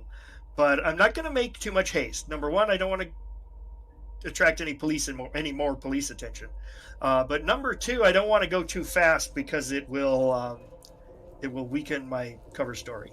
So I'll just mosey back to the asylum. Okay. All right. Back at the asylum then. What is the direction or decision? I'm telling Dr. Warburton he should stay behind, and so is Claudia. Bones Dr. exists in the Warburton? 30s, What? No, so I mean Dr. Claudia, Crane. What? Claudia is going to call the sheriff's office with the information about the escaped patient Fawn and the escaped patient Joe. And that they may be in, what was that area you said? Alms? Ames. Ames. Ames. Yeah, it's about halfway between here and Oklahoma City. Although it's such a small town, I'm not sure that any of us who are from out of town would have any idea what it is. We can consult the map. Luckily, Claudia's been here for about most of her life. It just so happens Although that she there's was actually closer to Oklahoma City and is only recently in the boonies. there is a great big decorative map inside the asylum, and so we can zoom in and see that. Yep. So there's supply. Oh, this is an old map too. This is the Indian. Yeah. So this is there are, I mean, cities, and here's Fort Supply, but this is a lot of the reservations and territories, especially like reflecting when this was just called Indian Territory.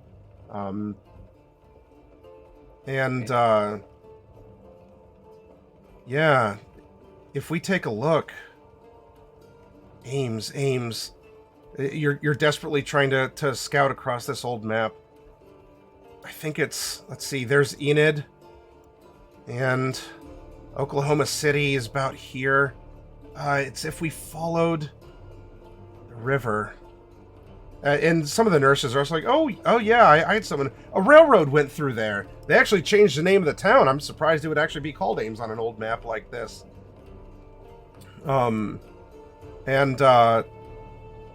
Yeah, it's so if you follow the river, the highway runs really close to it right about now. It's right about here where this deer is prancing. Hmm. Then I guess we got where we're going. Well, I don't think we should go. Storm's coming. Storm is coming. By the time we get there, it'll be here.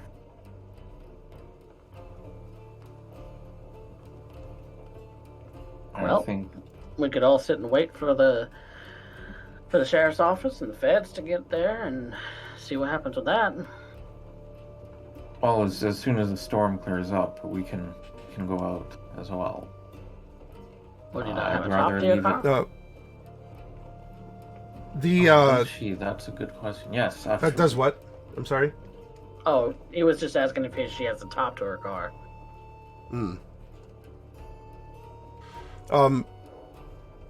Before this, on the phone with the sheriff's office, you would have been told as sort of like a default message for anyone calling in, because they're apparently they have been swarmed with calls, that you're going to have to wait for someone to come out and help, because the deputy or the sheriff's office is handling too much, including a like a requisition of forces from the FBI. Can I try to schmooze the person on the other end of the line just to get more information Can I also assist? about what they're dealing with specifically?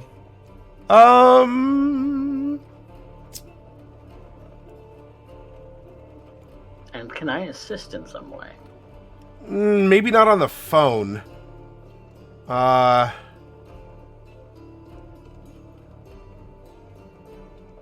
Well, you could be standing by though. Well, I think for this I'd call for a law. Now you can roll a law, Tim, if you want. I know it's not your best, but maybe you could offer something. And if you do, I'll tell you what. It's such a low percent, I will absolutely grant a bonus of some kind to Claudia, if you do pass this. It's highly unlikely. Well, it's close to having to crit. roll it. Yeah, it's rolling a 20. That happens all the time. Some of the time. My dice roll? Happens all the time, 5% of the time. Yeah. Yep. All the time, 5% of the time. Yep. Sure. There's no penalty to just rolling it and just winging Yeah. it. That was close. So, Oh, all right. So close. Go ahead and roll a law for me, Claudia. Sure.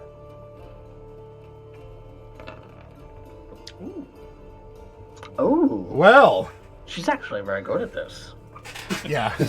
She's a former police officer, so yeah. Yeah, all right, so you know the words to say, and you've talked to dispatch before. I mean, they're aware of you. You may not be like on the same force, but you are you're carrying your knowledge and your authority here.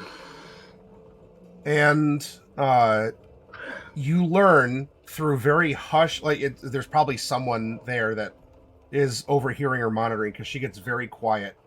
She's probably even on the phone, like leaning over, because I do that too. Like I talk with my hands and I'll lean over on the phone. Anyway, one of the FBI stations on the road, or whatever, like the checkpoints on the way out of the county, going over into the neighboring county, the two FBI agents there were murdered, and one of their cars were taken. And it looks like whoever killed them burnt rubber out of the county to the east. Baboons? Yeah.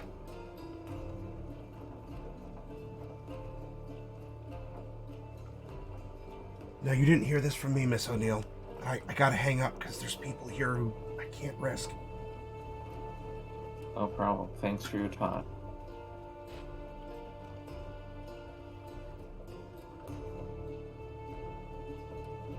Well, Sounded fruitful. Yeah, I don't think we can wait. Sounds like Joe is already making moves. All right.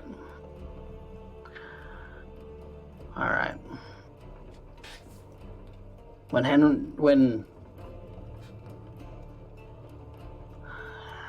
Jimmy left, could have used his help. I don't think he would have been very helpful. You never know. He Looks like didn't just seem me to and know you. much about anything. Just because he says he doesn't know much about nothing doesn't mean nothing. Henry, you arrive back at the asylum. Okay. So my current goal, then, having arrived at the asylum, twofold. One, I want to get into the records room, but I want to do so without attracting attention. And I know that I don't know what has happened to the other three, to Claudia and Dr. Crane and Tim. Oh, we're all So- three still in there. So You're in all that still in records room. there? In that records Yeah, room. okay. But I mean, Henry doesn't know that, right? Yeah. So I'm going to try to talk my way past anybody who might be at the front desk Okay. and get into the hospital. And then, having done so, make my way to the records room and see what I find up ahead. Okay. Given the confusion of things, you know the words to say because you also know who's here. You can make it sound official enough. So getting to the Okay. records room is not going to be an issue. I don't need a roll for that. Okay, good. I like that. I like when I don't have to roll. That's better. Is Warburton still in control? Warburton, go ahead and make an intelligence. Actually, yeah, go ahead and make an intelligence check here. Okay. You, it's a bit of a fight. No, there's more. What are you doing? But you shove him aside and you take the wheel back. We need to get to her. Yeah, the question is how. I got a car. FBI aren't going to let us through. Henry has a Station. car. It's a nice one, too. Yeah, and a secret identity that he can use to talk us past the FBI. But I'm not quite. Am I there yet? Yeah, Like, it would be great yeah. for me to arrive at that exact. No, moment. yeah. Conveniently, yeah, you are. You're there. Man, I you think arrived- 10 years ago that he would have been a rum runner or something like that. Just like a blockade buster. Anyway. Yes, 10 years ago he might have been a rum runner.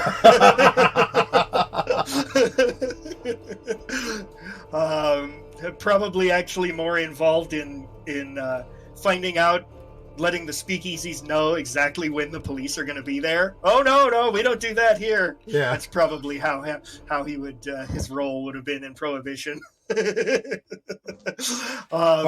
who here has a car? And Henry shows up. Yes, Henry just walks right into the room just as they're saying, but how are we going to get there? And how are we going to get past the FBI? And Henry says, I can do those things for you, but I need just a few minutes. I need, and he looks around and decides, he says, I can help you if you can help me. Oh, look, Jimmy's back. Welcome back. No, no. Jimmy's my cousin. This is Henry. Oh, He so decides- Jimmy ran away and told you to come? I came as soon as I heard that you were looking for people who had been at the fundraiser. Yeah, I am. But we're kind of past that at this point. That's fine. I wasn't interested in that anyway. I can help you if you can help me. He decides to be honest for no good reason. All right. Well, what do you need help with? Need to look through some files. And in exchange, I can help you get past the FBI. Well, we kind of need to make it quick. You got 5 minutes. Dr. Crane? I Is can it- do it in 5 minutes. Is it something that's gonna hurt the hospital? No. In fact, it'll probably benefit the hospital. This is Is something It will we can bring in walk and more talk money about? to the hospital, guaranteed. What are you It's a looking dagger of for? healing. I just need to look through some files real quick. I need to know that I can trust you. You can trust me, How do I know that? He's got a because I'm Studebaker. going to help you. How do I know you can even help me? What do you have that you can get us past the FBI? I'm assuming a trunk. Not a Studebaker. I have a nice car and authorization for the governor. Oh. Can I see that authorization? No. You'll just have to trust me. And what if the FBI asks you for it? Are you going to give them the same response you just gave me? No. Yeah. Sorry, I don't think I trust Well. you. You can stay behind then. Do the rest of us want to go? Yes, but I, in good conscience, cannot leave you in here alone. But I will give you access to the files. I appreciate it. That's fine, actually, because I just need to... I mean, I got the impression from talking to the governor's aide that I don't really need, like, mass quantities of files, right? I just need a few pages. Just a couple that have a particular number set on them, yeah. Yeah, so I will find those pages, and I will present them to Dr. Crane and say, these are the pages I need. Yep, Alright. nice and easy. Definitely less than 5 minutes. All right. It's not sanity bending, but you're like, oh yeah, there is an accounting paper that says SETI Pash and not Petty Cash. Huh. A simple clerical error. And, Yeah, you know. how interesting. Do the words swim on the page for me too? No. Nope. They just look like words to me? Okay. Yeah, this is actual, like, real malfeasance, not mystical, cosmic malfeasance. Oh, the kind of malfeasance I'm accustomed to. Yes, yeah, that you are in your element. Okay. Gain a sanity. No, don't actually gain a sanity, but you're probably closer to it. All right. So yeah, you find some minor. In fact, yeah, I mean, even any of you who have any kind of accounting, which everyone has 5, but you're like, that's like the petty cash receipts. That's it. That's all he needed. That's all he needed. All right. Less than All 5 right. minutes. Let's Bus go. is leaving. All right. Are all of How you many getting bodies? into one car, or do you want to split and go? We can take I'm calling 2 shotgun. cars, but Yeah, Claudia's going in her own car. She's not 3? trusting this You can do that too. all right. man. That's reasonable. You have no good reason to trust me, but you really don't have any other options. So, I'll Timothy? go with Claudia. Ah, okay. all right. Well, I'll go with Dr. Crane. That's an interesting Yeah. combination that we. Yeah, I'm definitely haven't riding had. shotgun. Okay. And I think it's good to have us go together, and then our assistants following behind us. That makes sense. Yeah. All right. You pair up. Okay. We have the Studebaker and shoot. I'm sorry, Claudia. I forgot the model of your car. You had mentioned it, I think, in our first A episode. 1932 Ford Model B. That's right. Yep. Molly. So, you take off, and the streets, like, there's no one in the streets. The wind is blowing up and kicking. And now that you're in 2 separate cars, but there's no one out except you all. And you can see that it looks like even some houses have this mark on them. This star, this strange bent star. Like an amateur artist. But the thing is, it's been so consistent. But you're seeing this on the way out of town. And you hit the highway. almost absently, Tim's kind of futzing with the letter in his pocket. Okay. Seeing a lot of that.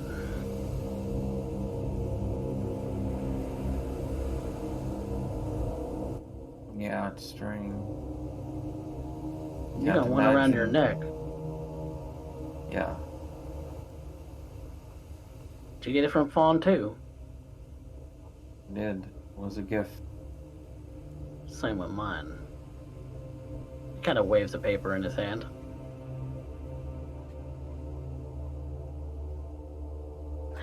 There ain't no way that she got this letter. Why?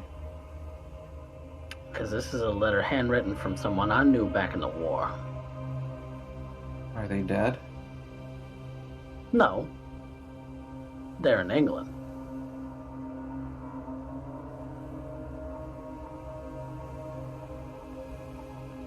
You tell me how that girl got to England and got my nurse from the war to write me a letter and deliver it to me the same day. Sure, I'll tell you as soon as you can tell me how she got into my safe and took this whistle, and she'll pull the I guess it's the centerpiece of the dream catcher, Yeah. and just to show it's like a wooden whistle, almost like a children's toy. I had it locked up in my safe, and apparently, Like a keepsake thing, right? yeah, apparently she got into it, made this contraption with. I don't know many simple girls who can unlock a coded lock. Wow. Fawn was never,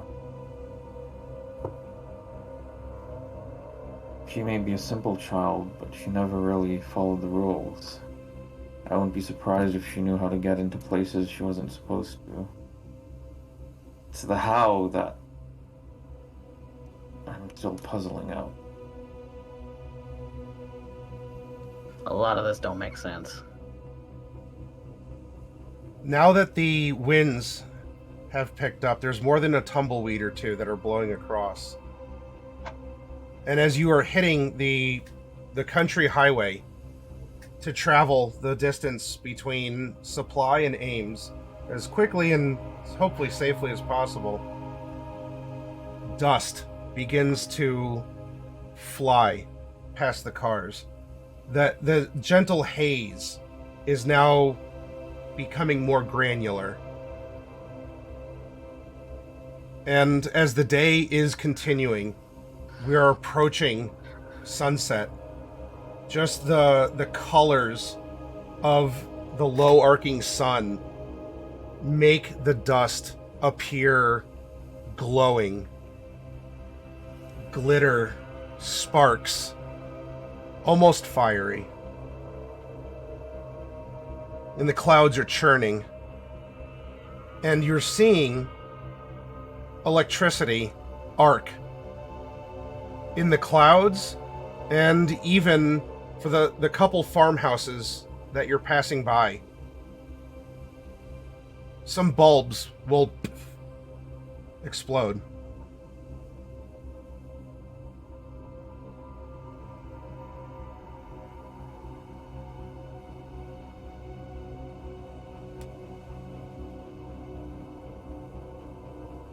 You make it up to a roadblock. But this is maybe the one where the attack was, as it looks like there were people here.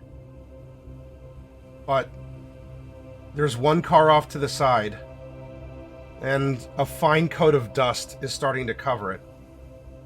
And there's no one here. Do you stop or do you continue? First off, do I see blood on the road? No, the road would be too dusty. Claudia's gonna slow down a little bit and just take a look around. I'm going to ask Dr. Crane what he thinks. Whether he Keep thinks we should he thinks we should keep going. Yeah, keep going. We've got to get to her. I agree. So we will just tootle the horn a couple of times as we pass through the roadblock as a signal, A, to anyone who might be here, and B, also to the car behind us, just to let them know that we're not stopping.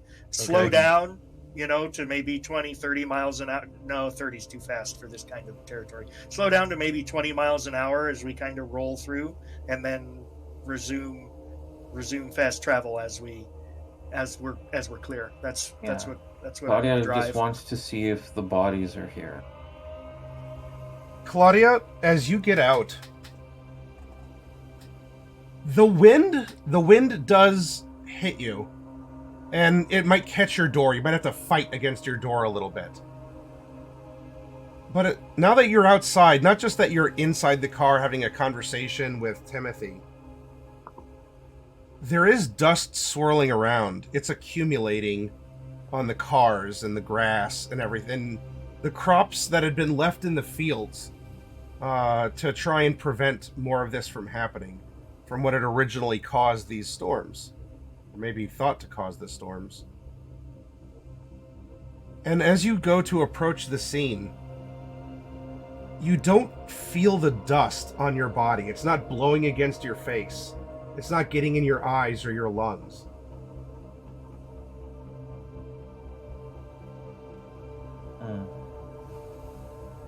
And there is dust that is blowing over your car. There is no dust accumulating on your car. Alright.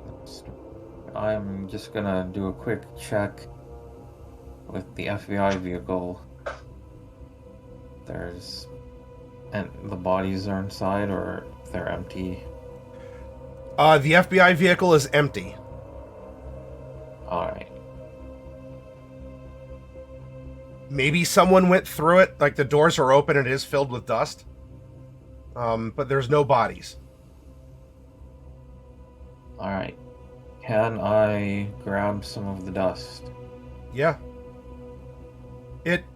You can grab it, and it's slippery.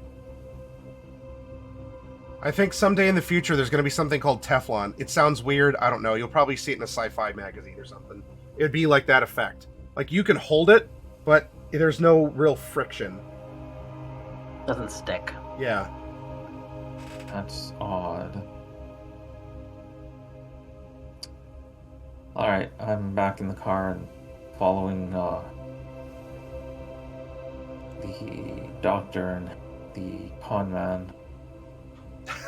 The confidence trickster. Yes. You don't know that I'm a con man.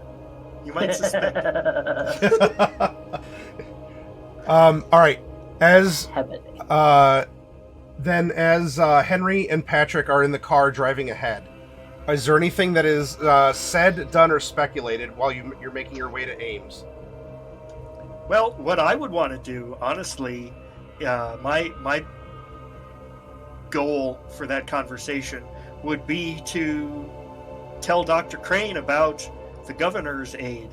He never got a name, and I know it's Right, a yeah. game, so NPCs don't ever get names. Yeah. Thank you. But hypothetically, if he had a name, Yeah. I would tell him about him because I want them to have a good relationship. I want them to work well together so that I can benefit from it. And also because, I mean, I might be a criminal, but I'm not evil. I don't stir up trouble just for the sake of making trouble. I want them to get along because they're going to need each other. They're really going to need each other. So perhaps. that's kind of. Oh, go ahead. Well, that's the main thing, and also get to know Dr. Crane a little bit because I really have had very little interaction with him. Well, you will get to interact, as maybe the FBI had a wiretap on you, even though there's no communication besides vocal going on here. It would seem that pulling out from like a side like wash on the country highway in this dust storm, you're able to see barely behind you in the dust headlights, and they're getting closer, and you see police lights as well. But the cars themselves, they matched more the one that was on the side of the road, the ones that you saw in the police blockade. And Okay. it seems like the FBI is in a chase with you here, as I don't know, you broke the blockade, or it's suspicious that someone's out or something, but you do have an official vehicle, or two actually, behind you. What do you wish to do? And Well, are they signaling that that we should stop, or are they just following? their horn and their siren is on, but the dust Oh. is very difficult to see more than the lights in the basic silhouette here in the reflected gleaming sunset light, but the dust is making it difficult. So you should pull over. If you do, that is going to be your call. You will notice, though, especially now that you're super paying attention, you're seeing the cars that are following you are definitely getting, like, they're silhouetted in the dust, and you're seeing, like, the dust almost swirl over it, like it's passing through. Your car is gliding, like, there's dust, but it's like passing over. It's not clinging, and it doesn't even smell dusty in your cabin. Interesting. But their cars are covered in dust, Yes, but ours are not. correct. Well, yours. You don't see the car behind you. They're going to get Yeah. in and presumably Yeah. continue. because Claudia and Timothy stopped, so we'll be well ahead of them. That's an interesting question, whether we should stop or not. I don't know. I think we probably should, but I'm not going to turn the car off. I'm going to stop the car and remain extremely hypervigilant, and I'm going to recommend that to Dr. Crane as well. Yeah, head on a swivel. Okay. You stop, and the cars, one car stays in the road, the other pulls up behind you, and two silhouette figures get out, and you're sitting there, and, like, it's all the more obvious, like, it's like the powder snow you were talking about earlier. It's not sticking, it's like flowing over your car, and there's you hear coming up behind, and you see the form of the men in the gray suits. They all wear the same hats that are starting to come up, and the silhouette becomes more realized. I want both of you to roll a spot hidden, please. Nope. Oh, Dr. Crane almost spotted him. Yeah, can I? Also, use gotta the- give props to Maddie for that cough. It sounded very real. I've had practice. I've been practicing for a month and a half. Literal pneumonia. Can I use some luck to drop that to a 44? You can. Yes, you can. You can burn your luck for this. Yeah. Would be. All right. Well, while Henry is, like, preparing his spiel, sitting there, as the figure's coming up, Dr. Crane, you see something moving, slithering, just moving through the dust against the wind, and it's getting closer to the car here. My side or his? It would be Henry's side. Like, so you're in the passenger on the side of the road. Yeah. It would be like coming down more the middle of the road. I watch it for now, but it gets 50 yards. I'm gonna tell him that maybe if it's any closer than that. It is like you're seeing this when it's already getting close because of the thickness of the up on dust. us. Yeah, Henry, there's something. I'll point it out. No, don't stop. Go. We gotta Okay. get there. I trust Dr. Crane in this circumstance. We'll go. Okay. Yep. And Your and car if we was need running. if we need to engage in a pursuit, we will engage in a pursuit. Okay. But hopefully we'll just leave them behind. This person's about ready to knock on the glass, and you're just starting to see the features, and you start taking off. And there's some shouting through the wind you can hear, and a lot of coughing as well. There is the sound of the other car that is it's chugging along, but it's trying to pursue you, as you have now taken off and you're fleeing. Dr. Crane, you saw this first. You'll see the positioning for it, but Henry, you were told about it. You can brace for it. There's something almost like fingers, giant fingers, coming down through the dust and flip the car. I mean, maybe someone who didn't see the shapes might have thought, well, a gust of wind or something. But you swear a hand came down and flipped the FBI vehicle in pursuit. Oh, interesting. Wow. Now, this isn't going to be a punishing if you fail, but I do want both of you to make a sanity test. Yeah. As something just manifested. Oh. I'm not saying that was too much for me. Probably because I like cars and that just is such an unnatural kind of crash. Yeah. All right. This is just 1 point of because you were you're told there's something there and there's been some buildup. It's just 1 point of sanity damage for you, Henry. Okay. Now for the two that are coming behind.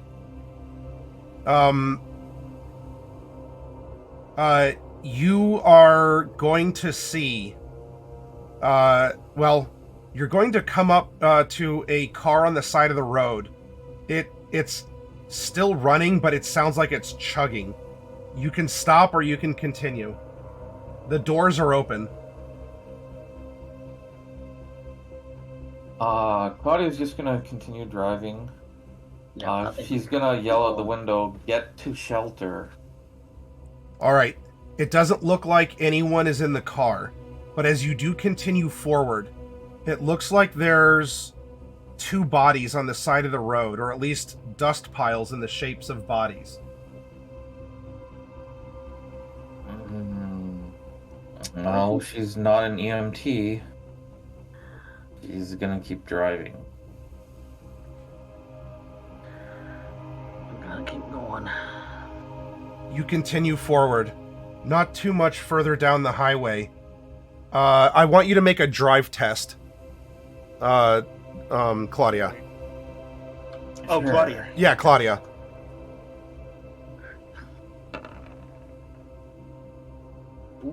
Oh, That's not a very good drive test. That is No. not. She did not parallel park correctly, and she does not get her license. Do you want to double or nothing and push your roll? This is you crashing into the flipped FBI vehicle that you didn't see in the blowing dust. It's not sticking to your car, but visibility around you is still getting limited.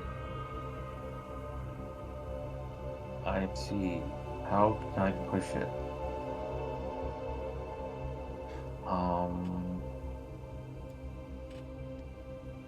This could be maybe Timothy, like lunges.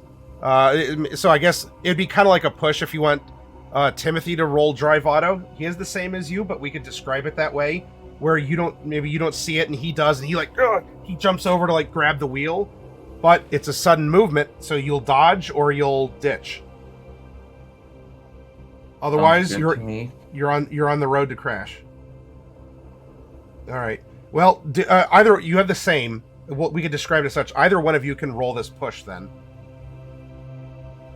I'll let Coffee roll. All right. You're done. Timothy hasn't rolled a lot. Gotta give him that. Hey. All right. A hard success. So, Claudia might be a little distracted here, the bodies and everything, and you're looking forward. Like this is again, like maybe military driving. I'm sure there's been storms and other things.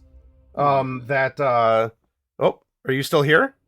Yeah, I'm still here. Oh, weird. Okay, I lost cameras, so hopefully am I can you check if am I still streaming? Did I disconnect? Oh, you're Cameras are working disconnected for me. from Video Ninja. Oh. So I think Video Ninja, like, I'm back and you're back on stream.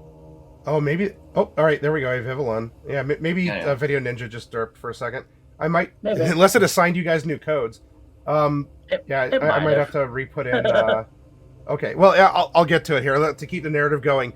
Timothy lunges over like Claudia, and Claudia, you look forward just in time here as there's a flipped, like kind of spun on its roof vehicle. And it's so eerie, like the headlights are on and the one light is still spinning. Even the horn is giving like a choked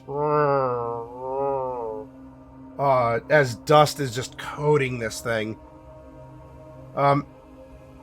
You do not see the wreckage of a Studebaker, however. So that's good. Something at least. That's something. Pay attention. Pay attention, this is dangerous. Yes, sorry, Tim. Do you want me to take over driving? Oh, no, I got. Alright. Eyes on the road. Hopefully that would do it, but I put in the new codes, but I don't see the cameras popping up. Alright, well, I guess I'll keep trying and we'll see what goes on. Oh no, I just lost Patrick. Oh, alright, now you're back. Don't do that to me! No, go ahead, if you gotta go AFK. No, chat, they're falling. I'm losing the investigators. It's down to Claudia. Everything's riding on her. Alright. I'm refreshing mine, by the way. Okay, yeah. And then I'll try putting new links in. So, you're driving, and once more, there's headlights behind you, Henry. But you recognize these. It's of the older Ford Model B. There. This is not an FBI car. No. So I have Timothy back. So it would seem like the other car is caught up as you continue. The sun is getting low here on this eve of Halloween.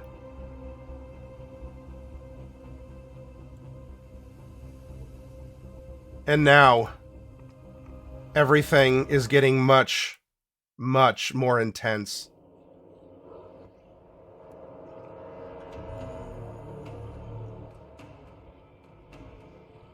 Lightning. Well, go ahead. Yeah, how far are we from Ames?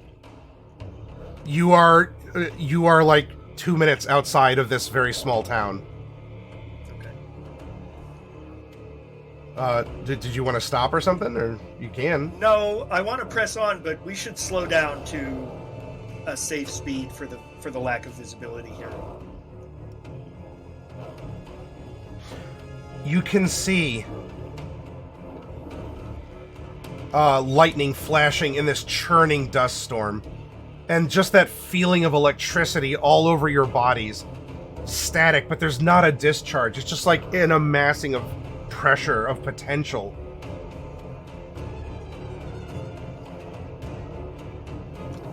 And I would ask Dr. Crane if he knows if thunderstorms, thunder dust is a kind of weather that happens, because that's not in my brain.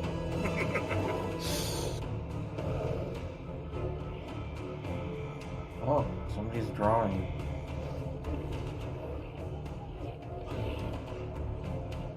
That is Matty drawing. He often draws on his Roll20. See. another kind of silhouette in this sunset lit dust. That of a young woman, glowing red, gargantuan, if the silhouette is of any indication.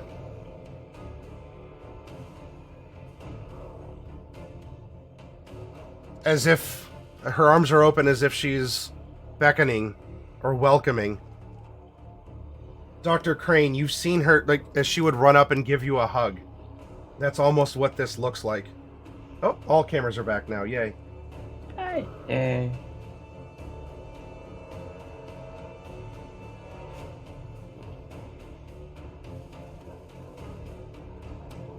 And this would seem... oh, let's do this. 2 eyes made of electricity open up.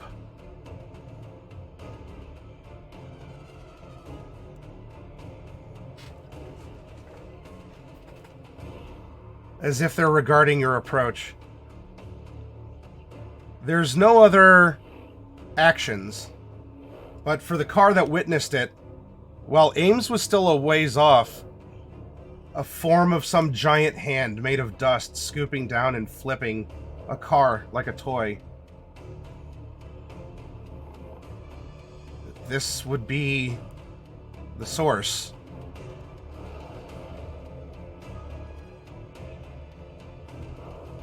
Team? Are we all here now? Yeah, the 2 cars are together, and I mean, we'll say for convenience sake, you pass by like a "Welcome to Ames" sign. Okay. We need to find a way to pull off a place where we can park and maybe get inside, whether that's an inn, a hotel, a diner, anything. Even just a friendly neighbor, a barn, any place where we can take shelter. Do you see what I'm seeing? I am seeing what you're seeing. Alright, so I've not gone crazy. Right, Doctor? I mean, It's some crazy. I'm not a stuff doctor, here. but who was the con man the whole time? Some crazy stuff we're seeing. But if the 4 of us are seeing it, we ain't. yeah. We're either shared hallucinating, or it's real. And the likelihood of shared hallucinating is very slim. Wow.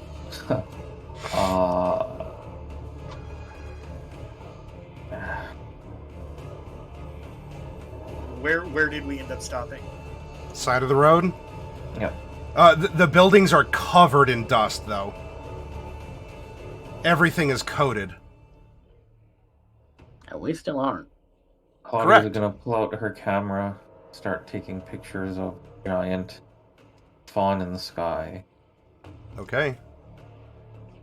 Where in the world did you get a camera so compact? He's fascinated by the fact that she has a small camera and he has only used one on a stand. Yeah, it's a new design from Kodiak. I'm They call darned. it the folding camera. I'm going to get me one of them. It's really useful and very portable.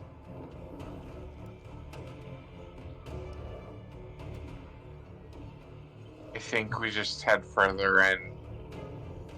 Are you going on foot, or are you staying in your cars? Oh, I think we should take the cars. I mean, Yeah, stay in the if we're car. just Yeah. on the outskirts of town, and there's not any. Well, I mean, you said that there are buildings and they're covered in dust. Are we like in the town now? Yeah. Do we want to drive around and look for something in particular? What are we looking for? I think we're looking for her and looking for Joe. Claudia is looking for an FBI vehicle because she remembers Joe stole one. Okay. Okay. We're Also, looking for Joe. you had said on the way here, a lot of the houses in supply seem to have the star. Yep. Do any of the houses here have the same star? No. Okay. I think we can conclude that the star protects us from the. From the dust. Claudia, roll spot hidden. Okay.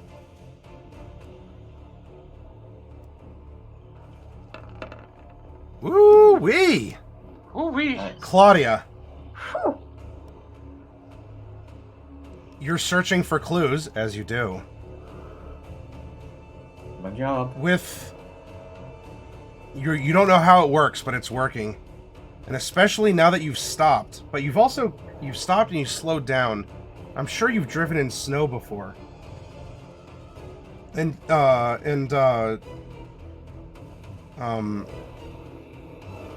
The cars don't seem to be slowed by the dust piles either. They're passing through as if the dust just goes out of the way. And that said, you do see, like, divots of a car that must have been here, that must have traveled recently through the dust, going further ahead into Ames. Right. Guess we'll be following it. I agree. Yeah, we can follow Claudia. Yeah. That's fine. Yeah, I mean, in my mind, first priority is Joe. If that thing in the sky is Fawn, that seems to have grown antlers, whatever it is, then I think that's obviously lightning. he or it doesn't need our protection.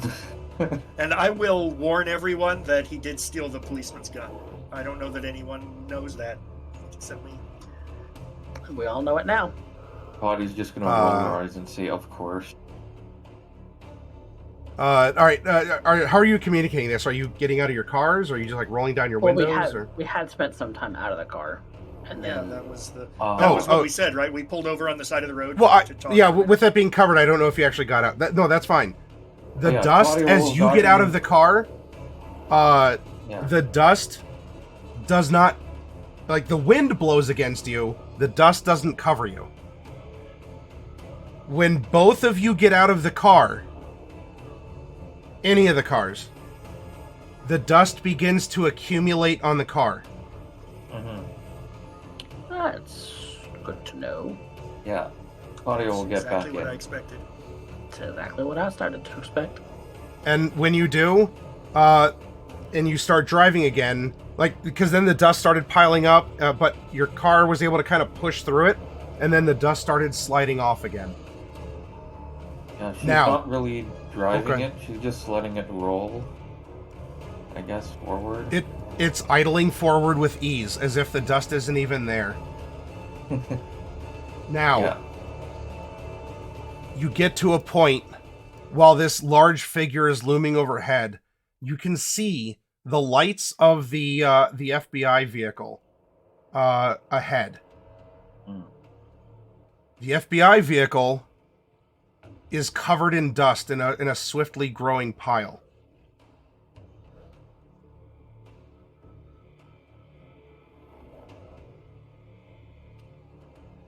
Might have stopped to seek shelter, maybe. Is it wrecked or just stopped?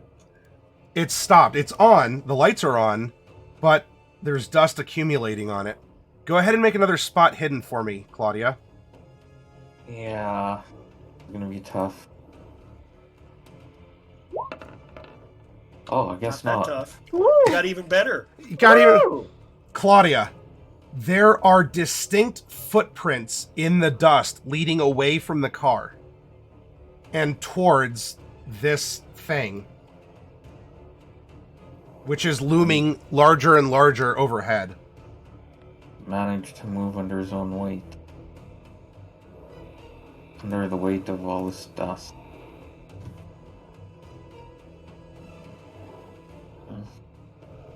Wonder what's driving him.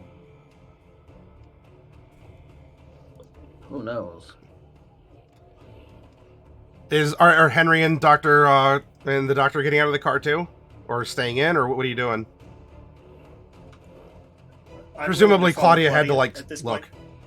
I'm sorry. Yeah, I'm willing to follow Claudia at this point. I don't see Yeah. anything else to do. If we need to stop the car, that's fine. We know we can survive the dust storm. So just make sure all the windows are rolled up tight. Yeah, Claudia's not too happy about leaving her car to get covered in dust that she has to dig it out. But from Colorado. I'm used to shoveling snow. This isn't that different. Yeah. Now, you two would have heard Claudia's question, inner monologue, asking out loud. What would compel a man to slog through the dust like this? Do either of you have any insight, or do you have an answer to the investigator's question? Seeing him pointed out, there's distinct footprints in the dust, like he's not even trudging. Yeah.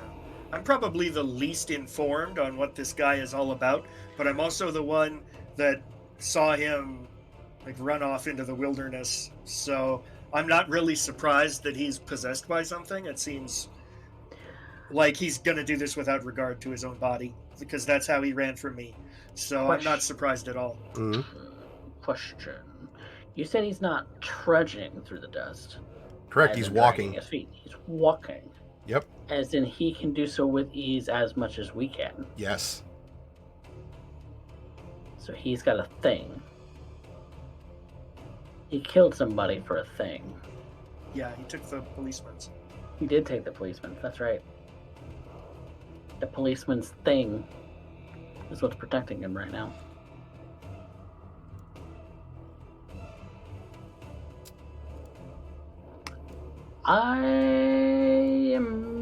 I'm happy to go and find Joe. Okay. Follow the footprints and find him. Yep. You leave your cars, and as you do, they start to be buried. As the dust is picking up, the wind is blowing even harder. The sunset, the oranges, yellows, and reds. Is it even sunset anymore? Or is this Earth? This is such a hellscape that you're walking through. And if not for some thin layer of protection keeping this from accumulating, you would be buried. You would choke. And you follow the footprints forward. And as the four of you do see, as the great figure in the clouds continues to loom higher and higher, up on a small ridge,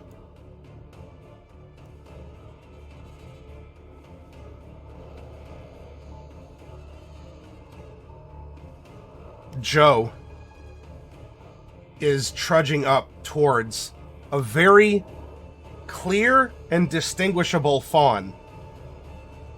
As if there's exactly no dust between your eyeballs and her. There is no obfuscation like you would get even just, with your normal protected driving. You see her. She is there. She is crystal clear.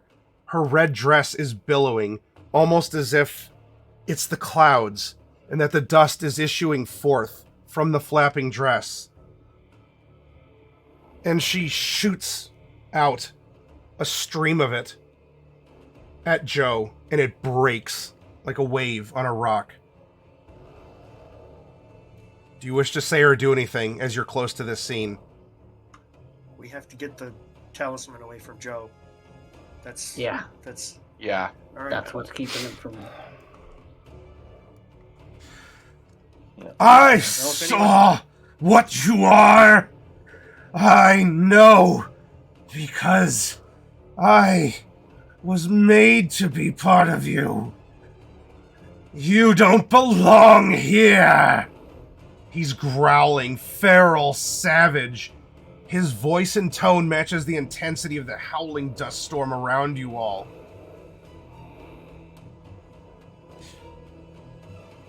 I am you. But I belong here, not you. And she tries, she looks actually concerned. She tries again, another stream of dust just ribbons off of him. He's beginning to reach back for the police sidearm. That won't work.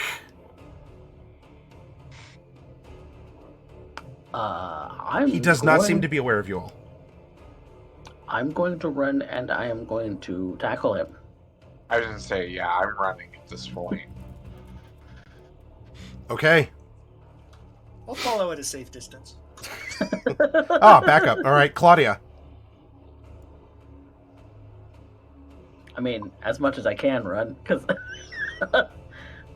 I'm not exactly. How far away is he? I would say he's about 200 feet away right now. 200 feet, huh? I'll have to do math. I don't know what that is. And in he's not yards. on her. Like, he's been slowly, like that confident trudge forward, and he's slowly reaching back. Because as far as he knows, he's all alone here with her. 200 feet 60 is yards. 60 Alright, meters yeah, Canadian. I'm gonna be closing the distance. Yes. All right, you're hobbling along with your stick? Yep. All I'm right. hobbling along with my stick. With determination. I'm not hobbling, but Yeah. I've long since given up on the stick. I don't know. There's peer pressure. You can always hobble if you want to. All right. So you're coming up forward. As the four of you are starting to close that distance as best you can. I mean, here we have we have Timothy and Claudia. I mean, you're moving, but you might not be able to move as swiftly as Henry and Dr. Crane. Fawn seems to notice you. Don't! He's more dangerous than you! And he simply turns around. And there's Dr. Crane. The features of him are like the photograph that you looked at, you looked through. There's that shadow coming off of him. The kind of like a dark fire or tendrils that are coiling. Now, they were on her in the photo, but they're on him right now. You shouldn't have followed me. I'm doing us all a favor! And, with one hand, he puts the gun back, meaning he only has one hand, and he will shoot out tendrils, but not of dust. Against this red light, a black, dark thing comes out of him. And for the two who are in the front, well, actually one was being willfully, but moral support for the two with canes. Henry was being bold. Dr. Crane, you know what? He actually might have more of a grudge in a tiebreaker against you. Dr. Crane, I need you to dodge out of the way, or I'm going to impale you with a dark tentacle. That is a threat and a promise. Okay, you dive out of the way as this thing snaps forward. And for the three of you who are slightly behind... What's that? That's a drive test, not a dodge. Oh, Oh. Yeah, sorry. but it's the same. You got a It's the 17. same That's number. fine. I'm looking for the roll. Yeah. So you got a 17, and you do. Now, Doc, what's nice is you're not choking on dust, but also you're like, oh, dust, and you still hit your shoulder, like it gives out, like there's road, right? Yeah. But it does. You stand back up, and it sloughs off of you. You know what? I might need one more. I want one person. You can volunteer for this. I want one person in the back row to make a dodge test as well. Oh, Who would like to do so? I'll do it. All right, Henry, taking one for the team here. Oh, that's unfortunate. Do you want to burn any That's luck? my luck. You can. I don't What- have enough luck to Oh change yeah, it. if you press, we'll make it a double or nothing. Otherwise, it'll be super ouchy if you don't make it. That's okay. I wanna do that. Oh, I clicked the wrong button. Let me do it again. Yeah. Oh, Nice. Okay. So Dr. Crane goes one way, and he like topples through the pile, and as you look up, you I don't know, what stunt do you do? Do you like flip around? Do you just you're out of the way? You're not. I'm not that kind of guy. I think what'll probably happen is I'll just like as I see Dr. Crane doing his thing, I'll probably just take up pratfall. Sure. Okay. and he'll miss You did me. vaudeville for a little bit. You got it. All right. I don't mean like an intentional pratfall. I No, mean yeah, just yeah, like face down. in the Okay. dirt. Yeah. Hit the deck. And maybe that hit the deck. It's good soldier form. I wonder if he served or not. Maybe you don't wonder that because you're in a life-threatening situation, Patrick. Or not Patrick, Timothy. All right. So that was that was him. She had noticed this and was kind of braced, looked over. He went, the four of you are going to get to do something now. It's clear that he has long range and potentially two of these multiple of you impaling tentacles. The gun looks way less threatening, by the way, by default to these eldritch things that are trying to get you. So she's up on this hill. He is like towards the bottom, and you are on the approach down the road. He has noticed you. She has. Tell me what the four of you are doing, and we'll work it out. I think one of you wanted to try and charge forward. I did, but Okay, I also realized I don't have a firearm either. He does have kind of a wiggly aura of black. I don't know if that changes your contact policy. If not, it just looks like he's on fire, but it's smoke. I don't know. It's weird. The weird thing. I don't know what it is, but something's got to be done about it. And I don't like firearms. I don't carry them. Not since the war. Well,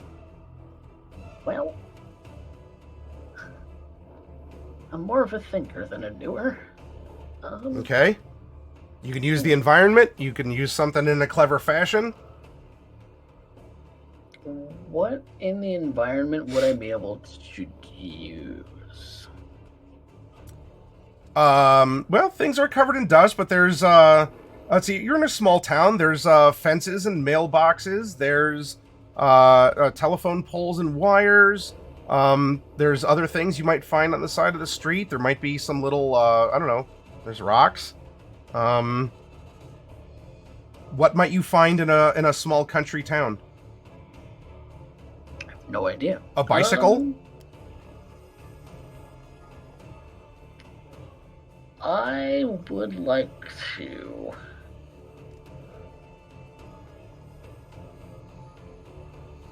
Yeah, I think that's what I'm still gonna do. I'm still gonna run up to him and try to Okay. find the star thing that's on his person and try and take it from him. Okay. It is not in an obvious location, so you're going to need to, I guess, like, subdue him or somehow try to frisk him, but doing so while he's active is going to, that's not going to be a possibility.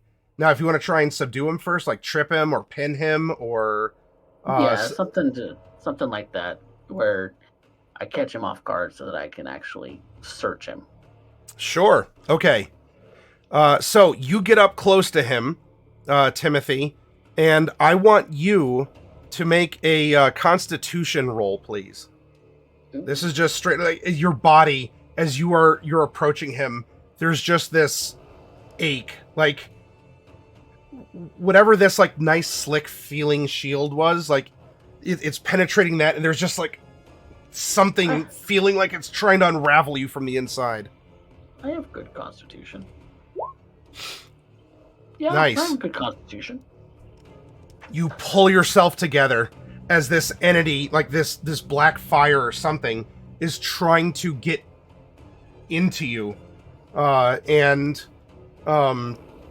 you shake it off as you go to you run up that actually. So you are in melee with him, but I'm gonna give you like you. With especially that nice Constitution, you forgot the pain in your leg. You're on adrenaline. You're on old war instinct. You can make that dash, and you're up to him. And we'll see what happens after that. But like this was a big, fast run. Like you were exceeding your limits, and you have managed to fend off close contact with this shadowy thing. Okay, who's doing what else? We have Timothy is up on Joe. It's clear, like, if you want to dedicate a run up there, you all can. I'll give you the benefit of the doubt, be like, and he powered through it, so there's probably something hazardous in proximity to Joe. And I think she's going to approach him, but stay back around 15 yards. Okay. Anything else? Yeah, she's going to say, "You've killed quite a lot of people. Surrender yourself now, before things get ugly." Tell that to her! He points an accusing finger up at the girl on the hill. She hasn't killed anyone.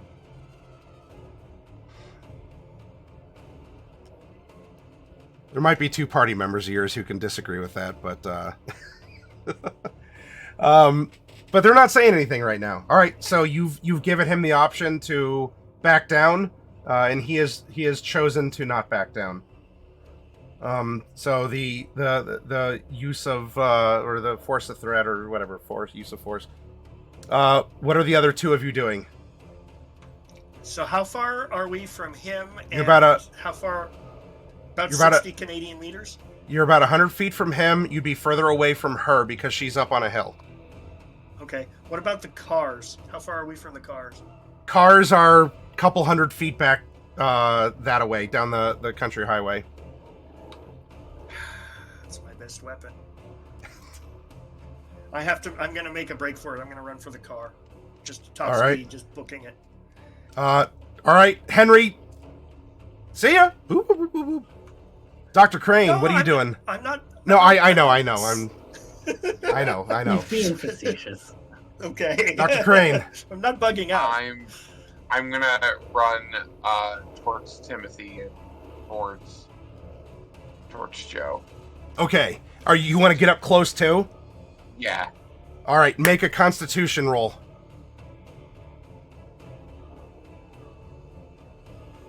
Oh no! Ooh, yikers. Can I luck into a success? If you have enough of it, yeah. Yeah. All right, burn that. How many points are you burning with this? 30 something. All right. 39. Yeah, it takes 30. So, and Dr. Warburton is also kind of, nah, no, Patrick, no, take us closer to her, not him.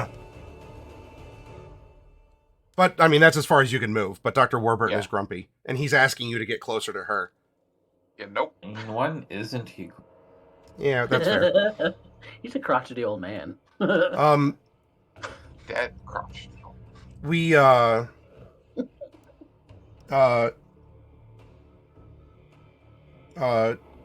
we come back around, and she stops.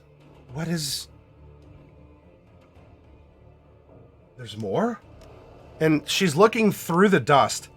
What she sees, but she's concerned and curious as she's looking around. We come over to Joe.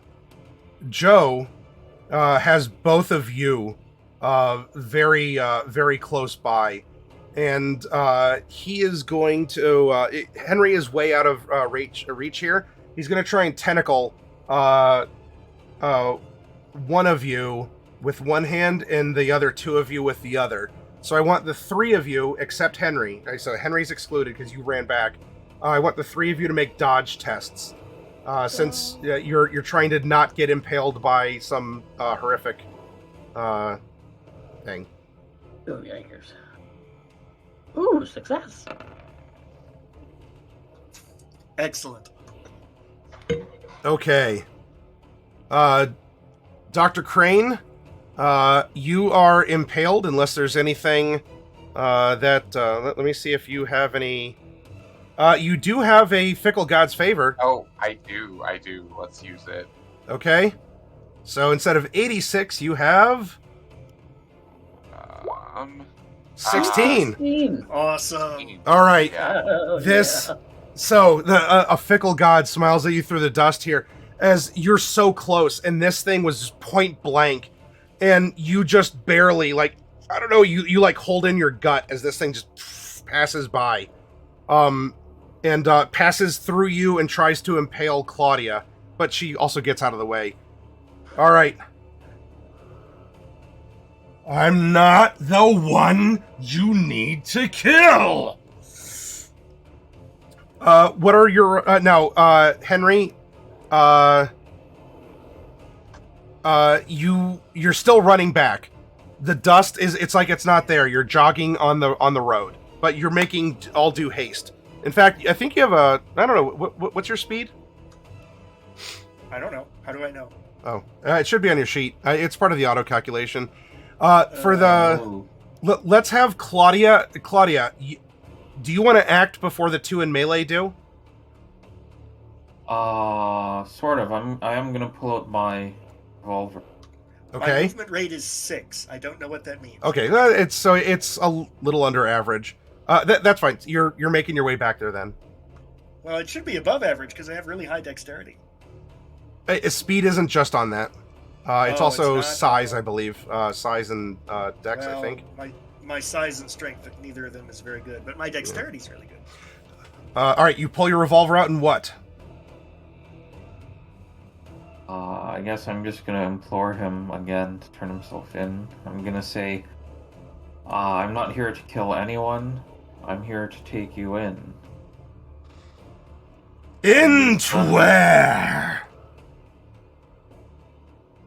Into prison. Done bad things. Need to be punished. All right. We can consider this you aiming if it comes down to a shot. Yes.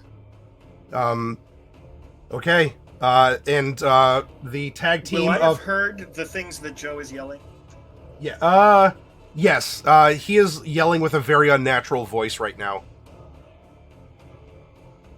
That can rise above the wind. Tag team, Patrick and Timothy. You are on him. I do need constitutions from both of you, as you are still very close. Why'd I even ask for one? All right. It hurts. Like, it feels like there's something trying to writhe just under your skin, but you maintain yourself. What are you doing? Looking for the car. I'm grappling him so that it makes it easier to find that thing. Short. Go ahead and make a brawl. It's not my strongest suit. Nope. Okay. And Dr. Crane? Yeah, I'm looking for the star. Is that still? Okay. Yeah, roll for a spot hidden then. Since you're up on him, you might be able to. Okay. Yeah. So like, no. Timothy's trying to like get him into a submission hold, and you're looking. I believe I have another fickle god. Can I use it? We have. So I have one. One for Candy. One for Patrick's Dark Passenger. Oh, so that would be Timothy. No, wait. No. That's Henry. That's Henry. The voice of Warburton. The voice of Warburton. The doctor. Oh, you do have one more. Yes. It says tussle hard, good doctor. That's from Jakery and Baker. Oh, nice. Okay. So, yes, you do spot the glint in the lightning of this. In fact, you even almost had a vision of it, right? As the sheriff's deputy was like dying at your table, and he was describing. He's like, "Get it," and you see that it is. It would be like super tucked away. We'll say that it is in like a vest pocket. I guess he got like an undervest from one of the FBI agents, and there's like an inner. So like when he tried to, the wind blew back, and you saw a hint, like just the barest fraction of a hint of that tin star of a certified sheriff glinting. So it is. It would be above his left breast, inside an inner vest pocket. I mean, if I've got the action for it, I'm going for it. You won't be able to just grab it without Maybe. Hey, you know what? Let's make this an extreme difficulty. Now, as such, this is not going to be modified. This is your. It'll happen or it won't. I want you to make a sleight of hand to see if you could just YOLO and snatch it out of the pocket. Yeah. Okay. Oh my. That's on the opposite end, but it was a good try. We want to roll low, Quingar. We want to roll low. All right. So you try and fail, and he says, "Oh no, no, no!" And Doc, you seem to have all of his aggro right now because you went for the weak spot. Now, we cycled back around. I don't understand. Why would anyone from the town be here? Where are they? And she's up on the hill still frantically looking at something. And while she's not speaking with like a shout like he is, you can still hear her voice carried on the wind. Now, Joe comes around, and I'm going to give you 2 tentacles. Now, Doc, you can only avoid one with a dodge. The other is going to be, do I actually just hit you or not? So, go ahead and try to dodge out of the way. Oh my. You know what? I want you all to crit see on what that. happens. Crit But that's a on that 1. kid. That's a crit on a Yeah. percentile. Yeah. Doc, you...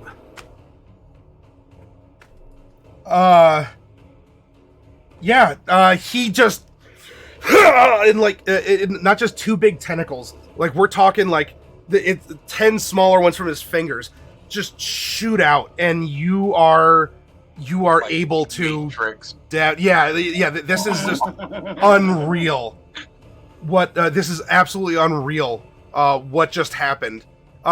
For Timothy and even for Claudia in the back, you swear he was a goner. Like, you just saw the area flood with black spikes. And when they retracted, the doctor was there, and his lab coat flapping in the breeze like a big damn hero. All right. No! What? And now we come back. Henry, you're going as you're all out. I will say that you can reach. You're almost to the car. In your next turn, you'd have enough movement to get in, turn it on, and start moving forward. But the car is like, it's right there. It's right there. Okay, that's what I'll do. But you can still hear both the voices of Fawn and Joe carried on the wind. Now, I wonder if I can yell to them. I'm gonna yell. Maybe they can hear me. I'm gonna say, Joe, why are we here? I think maybe that if he can hear me, great. If he can't hear me, life goes on. you apparently came to stop me, when it should be the foreigner, the invader. So he can hear you, and he did reply. That's good Distance benefit of the doubt to Claudia. Before any more melee stuff happens, what are you doing? Pew pew, 3 shot. Okay.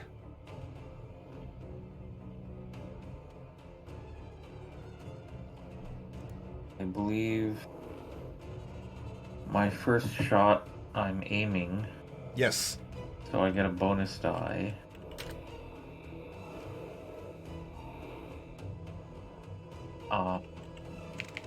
But I'm also firing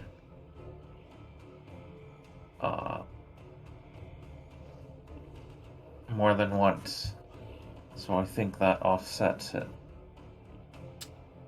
For the sake of expediency, we'll average it out and just say roll 3 times. Yeah.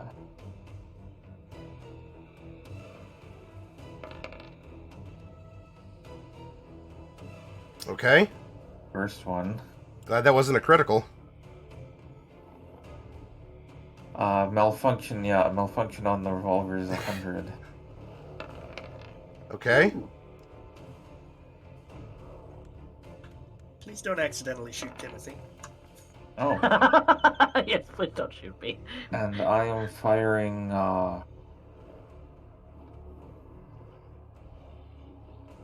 Okay. Mostly trying to immobilize him on his legs. You're going for those shots. Now, it's his turn to try and do something supernatural, and we'll see if this happens. He is of the 3 shots, 2 hit, and his body and all the tendrils and moving makes him very wiggly. That being said, your second shot does hit.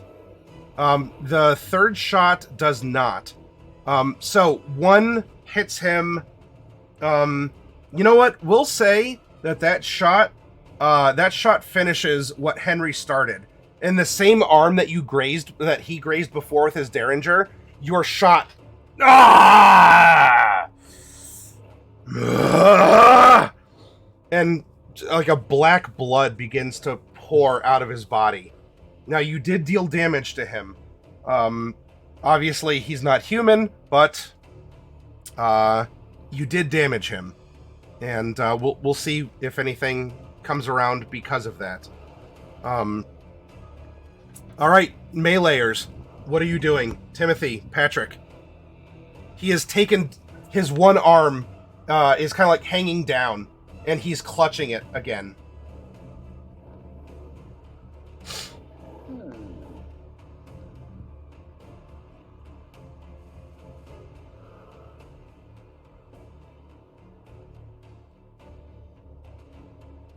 Now, his body did kind of like phase out of the bullets that whizzed through. By the way, one of those shots came really close, probably, Timothy, to hitting you.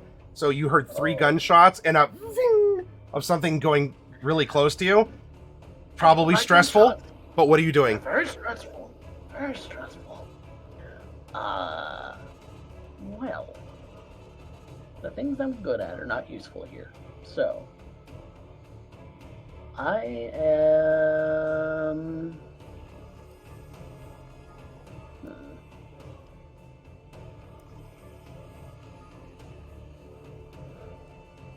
I want to be annoying. I want to be annoying, and I want to go for the wound that was just created on him, and I want to make it hurt more. Okay. Just like stabbing at it. You can, if you're looking for other things, especially because you were taking a bit of a you were here under the auspices of archaeology, anthropology. Mm-hmm. We're dealing with some kind of an entity, some kind of a spirit or manifestation. Mm-hmm. There might be some kind, or even like knowledge of the occult if you really want to push it. Yes, he seemingly can be hurt physically, but this is a person no longer of just a physical body. And so physicals can do something. I mean, that shot should have very much crippled his arm. He's not, so he's more than human. But that also might offer a strength and a weakness. So, my question would be, what do I know of the local sort of legends and how they dispel of spirits? If I'm assuming he's part spirit, then I would want to use some kind of exorcism that might be useful in this case. There are various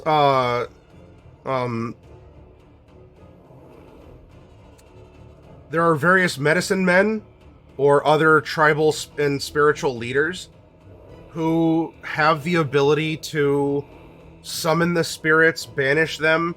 The rituals vary, but it seems like, I mean, the ritual's probably important, or whatever needs to happen is important, but it does vary among the various tribes that you've studied. Mm-hmm. And so at least there's a common concept, a common kind of maybe belief, or a way to channel the power into or out of existence or memory.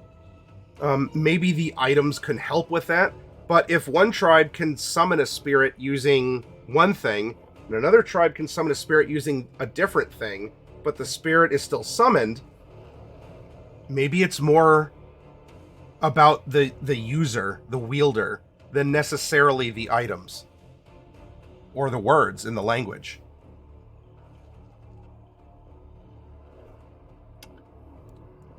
He's just gonna start, like, he's gonna start attempting to put faith into it. He's not he doesn't not very big on faith,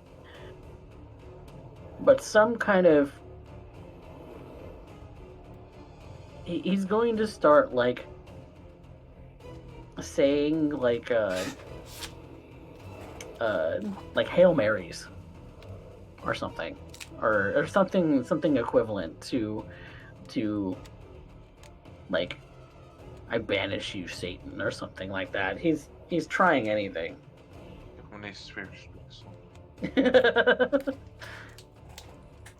Yeah, he's trying what he knows, and what he knows is things that he's learned in a book, which can be helpful. Other things that he knows of is what he grew up with, and that is likely Christian. So he's trying to call upon that. Okay. If a spirit's real, maybe faith is real. Who knows? As you open yourself up to, I mean, you've seen stuff today. Mm-hmm. Your sanity is questioned. I need you to make a hard power roll. Power. Didn't I warn you all about casting spells at the very beginning of this session? Yes. Didn't even know that was a thing. This isn't a spell, though. It's an exorcism. An exorcism. Totally not the same thing. Ooh. Oh. Ooh. All right.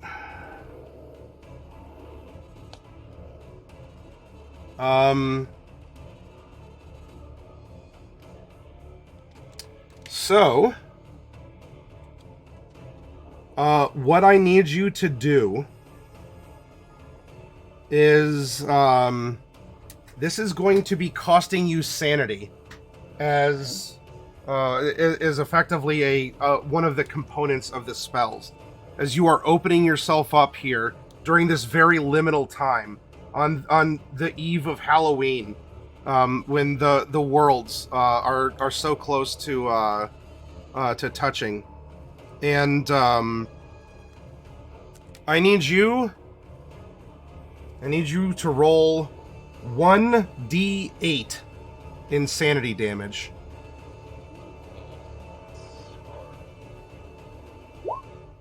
Ooh. 7. It's a lot of All right. sanity. So now I need you to make an intelligence test. Doing math in my head. I'm doing a calculator because I'm dumb. Okay.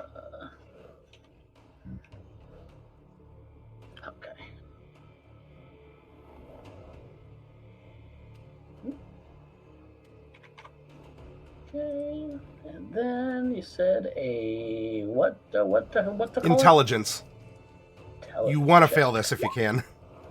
Oh, extreme success. Oh, no. All right.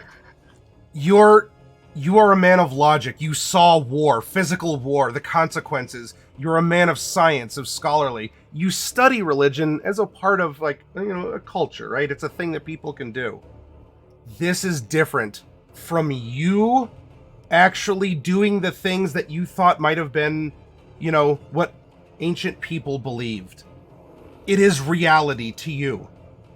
And your brain is, it's working, but it's chugging. I need you to roll a percentile for me, please. Okay. As you open yourself up to the madness here, and now how immediate of an effect this is, we'll see. But on a 13.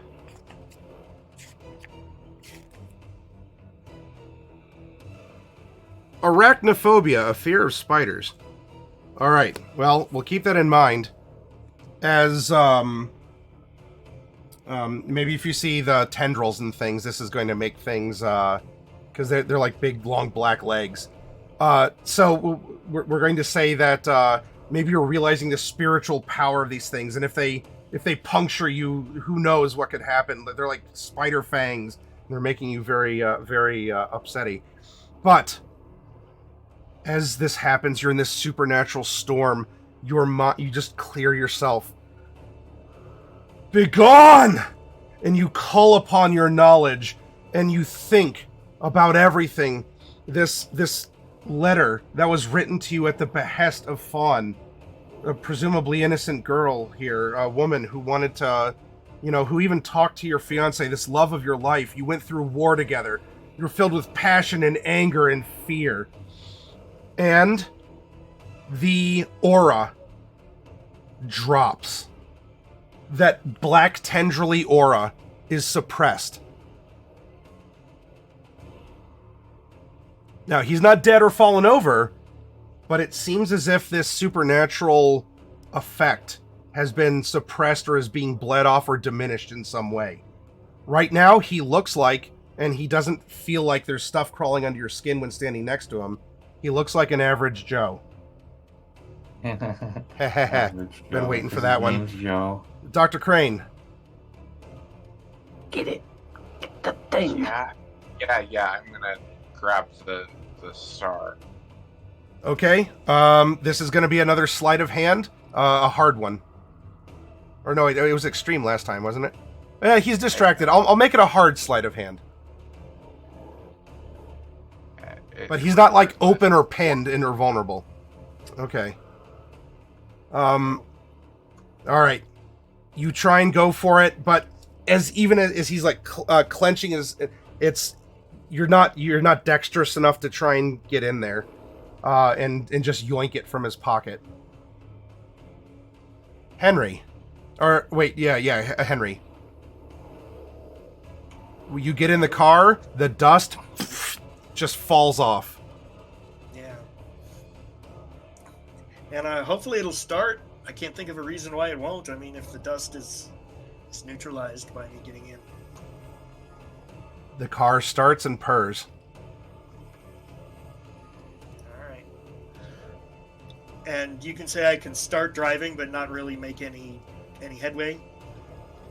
Yeah, you can. So you get in there and you're like, you get it going, and you're beginning to ramp up. And what I want you to do is tell me, because this might go into what happens. What is your intention now that you're in the car and moving forward? Yes. So my intention is maybe slightly different now that I had time to think about this for three rounds. First thing I want to do is yell out to Joe, and I'm going to say, Joe, you called her the interloper. Why? And maybe he can respond. I don't know. But my original intention, obviously, was to run over Joe with a car because I didn't think that I had enough firepower. And I probably, since I've been running at full speed and I've been preoccupied with the car, I'm probably not seeing what's going on behind me, right? Yes. So yeah, I don't you have distance, so you can't see through. You can see her perfectly through the dust. You can't see them at this moment because there's too much dust. Yeah, but so you can I don't really yeah. see what's going on in the tussle. I don't realize what Patrick is doing. So she is meddled in the affairs of us, of we who live here, belong here, for ages beyond counting. Yeah. There's your reply. Nonsense. Clearly he's insane. He was in an asylum. Yeah. Yes, obviously. All right. So here's the thing. My original intent was to run over Joe, but I'm no longer convinced that is the right thing to do. So I am coming closer, but I'm not committing to course of action yet. I may end up trying to stop Fawn instead. We'll see. Okay. We come back around to her. 3. Who is it? Who's out there? Show yourselves! Are you here to help? There's no help for you! Is the snappy reply to the person who, no! As he looks back over to you. When did you... he looks baffled. Like, he like throws his hand out towards you, Timothy. Unfortunately, a tendril doesn't shoot out. Old-fashioned way, I guess. He reaches back and he sort of like off the hip tries to shoot at you point blank.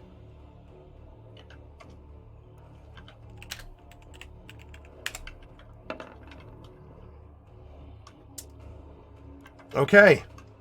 Big scary noise. But I don't like those noises. but yeah, this police service pistol is very, very close and is very capable of doing some very bad things to your organs if it hits. So Yeah, listen. don't. Listen. It's not. That's It's him. not. Average Joe is back. You only got the one shot off because of everything. You had to reach back and get it ready.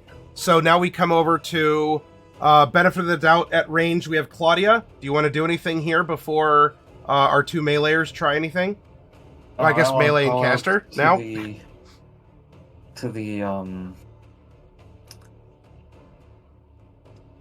I don't know, whatever Fawn is sensing. I want to say who is there as well. Okay, there's no reply.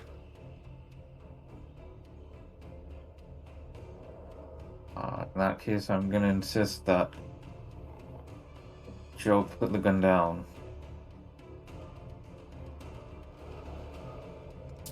He refuses to comply. Alright. Then I am going to fire off 3 pops again.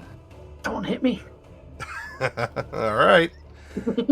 Here we go. Now, you're doing the multi-shot here, so I don't think you're going to get that benefit of aiming.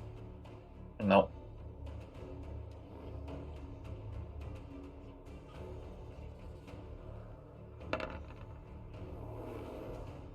Okay. Oh, so close. First one's a failure by 1.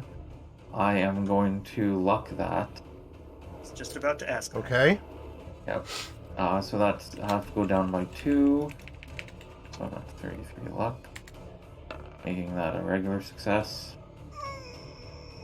And then I'm firing my second shot, which gets penalty die.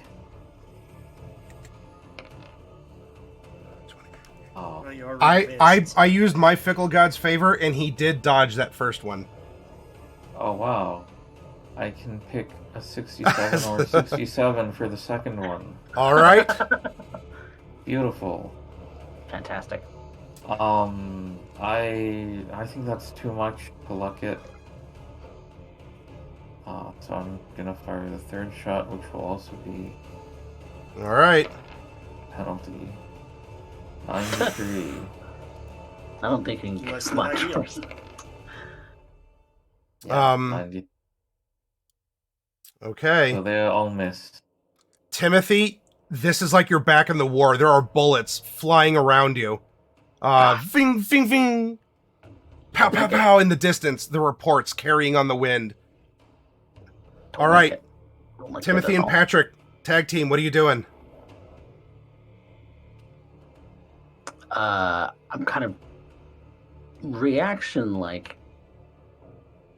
Timothy's first thought at gunshots firing is to hit the deck Okay. because somebody's shooting at him. All right.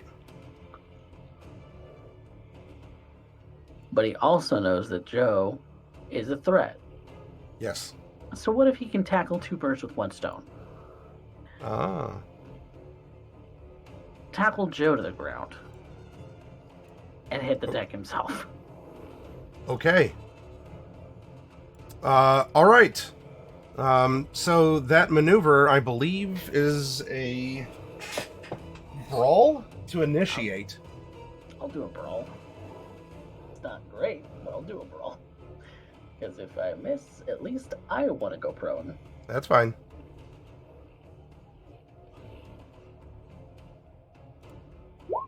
Let's see who still has Fickle Missed. Gun's favors. I marked Nobody mine is sent me. complete. I do not have mine. Candy has one. don't have Actually, Candy has 2. And Oh, I didn't realize I had 2 because I used one earlier. Oh, I'm sorry. Then yeah, that was a Dark Passenger one. All right. So Candy has 1, and there's one last one for Patrick. Those are the only 2 that are floating. Okay. Now, I will offer this. You can push this if you want, but you're going to risk injuring yourself from a bad fall. So you can either just miss and fall, or you can kind of a double or nothing push it.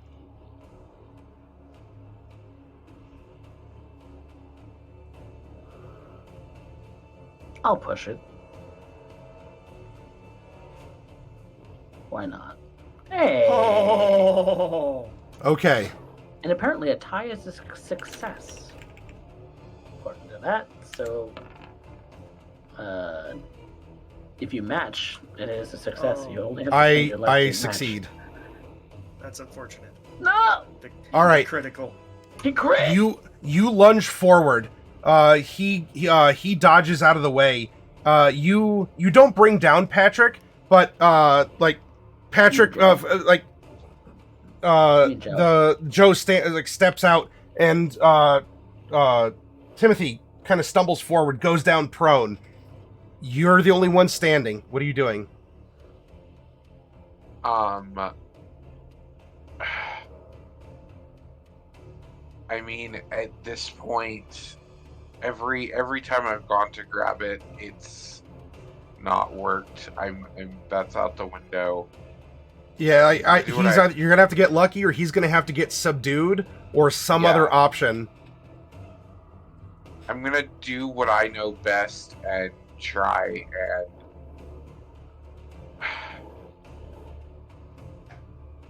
I mean, I know talking, some kind of psychology to like get him. I don't think this is gonna go well, but Patrick, I may know something that can help, but you're gonna need to let me be at the wheel, and you can't just bully me out. Are you so confident in yourself? Or are you gonna trust someone who studied this? Who succumbed to it? I don't trust you.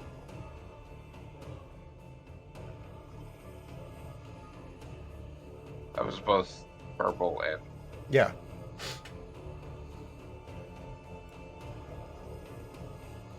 I mean, as a patient, he's beyond talking. Like, this Yeah. is... This is, you're going to need No. physical intervention or Yeah. some sort of magical intervention. I mean, I'm open to something else, but really, yeah. even as an asylum patient, he's just not He able to be was talked very- to. Well, yeah. So they both went down. No, just me. Just you. I'm gonna try and grapple him to attempt to let Timothy try and get the star. Sure. Roll. Okay. Can I luck into a success? You can. Yeah. Yeah. This is just a 7. normal roll. Yeah. I'll spend 7 luck. Okay, burn your luck. You burn your luck, but Joe is too slippery. As he is the greater success. You had him, and he just sort of like maybe used blood slick from his wound. Henry. Yeah. Yeah. Yeah. Fawn. Joe called you the interloper. What do you have to say?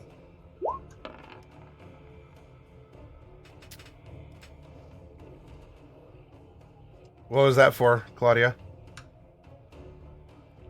That was just to see if Claudia could come up with the idea I did. I never asked for anything, and I don't want to hurt people. It just always seems to happen. I don't know. There's so much I don't know about myself. It was taken from you. That's why. Who yelled that? Was that Joe? That was Joe. Yeah. Yeah, okay. Huh. All options bad. I'll drive the car up closer to where Joe is, but I'm not going to try to run over him yet, especially because it's getting a little crowded, and I don't think I could do it anyway without running over half of the party. So. Okay. Yep. So you take the Studebaker up, and it's there. The headlights are on. The dust is blowing by. We come back to the top. Hello? You should have stayed behind. If you had a way to not get caught in the storm. The storm's not for you. It's to get rid of everyone who's bad, who's a monster. Everyone who doesn't deserve it. Timothy, I'm standing up. I'm doing something just like you said. I'm trying to make this place better. To save lives. Joe just snarls, and as your effective concentration was diminished, his black aura comes back from being suppressed. Luff, good. You've done. Think of all the people you've killed. I will do you a favor and get rid of you. Let's see, you're prone, Timothy, and the doctor is kind of, he's trying, but he's also not succeeding, so that's not a lot of aggro, so to speak. But you're prone. We also have the Studebaker that just rolled up, and Claudia is shooting, but she's kind of going wild with it here. I think he's gonna see...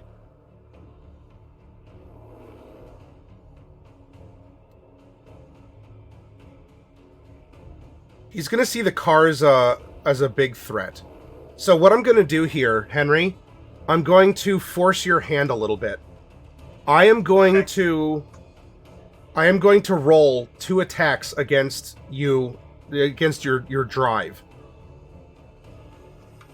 Okay. But this is going to be a committed direction of movement. Like, this is going to engage you sort of on your turn as the tendrils are flying and you're driving. Okay. Do you want to zoom forward, or do you want to zoom backwards and remove yourself? No, if you go onto the side, you're going to go into a ditch. You could do that too, but... No, I don't want to go into the ditch. I'll continue forward. That's where my momentum is. Moving backwards, that's not going to... against something with the range of his Eldritch Blast, I don't think going backwards is going to help. But I am going to try to drive past him and maybe move toward Fawn if I succeed here. If I don't get my car blown up.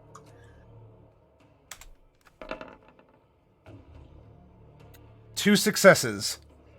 I will let you make 2 dodges in your car. But this is going to be an extreme, not extreme as in the mechanic.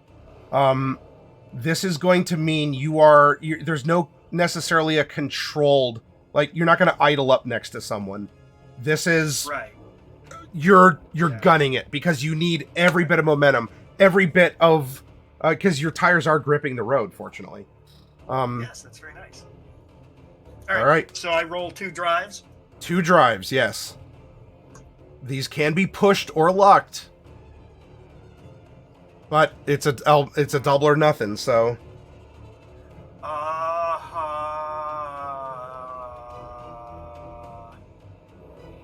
No, I'm not going to push it. I'll just roll again. Alright, I succeeded on 1. Okay. I don't have the hit points of a car, but what we're going to do is... we are going to,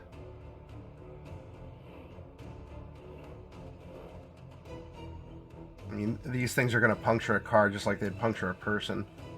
So what we'll do, how many hit points do you have? Just as you?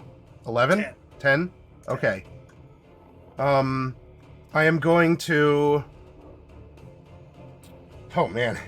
Please don't get hit by one of these tentacles. I'm just going to roll... I'm going to roll a d10, and we'll see what the kind of damage is going to come to your car by way of a measure of your hit points, just to keep things expedient. 6. All right. So you're a little over half damaged here. You're still barreling forward. You yourself are not impaled, but we're gonna. So for that, we're gonna say that the passenger side of your Studebaker is impaled all the way through. Like we're talking front of engine through your trunk. The other you managed to swerve. Your engine is going to die. You're still carrying momentum as we're in this like frozen simultaneous moment. Because a lot of damage was dealt. You're carrying it forward, but your car, it won't be useless. That you might be able to hide behind it, use its lights or something else. You might be able to putter along for a little bit longer, but this is your last burst of speed. Okay.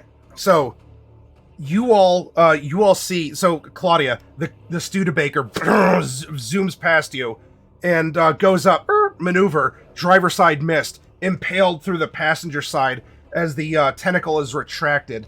For Patrick and Timothy, further up, this car is barreling towards the two of you, and it, whether it's out of control or not, it took a big hit. Claudia, as the car passes, you're ranged. What do you want to do?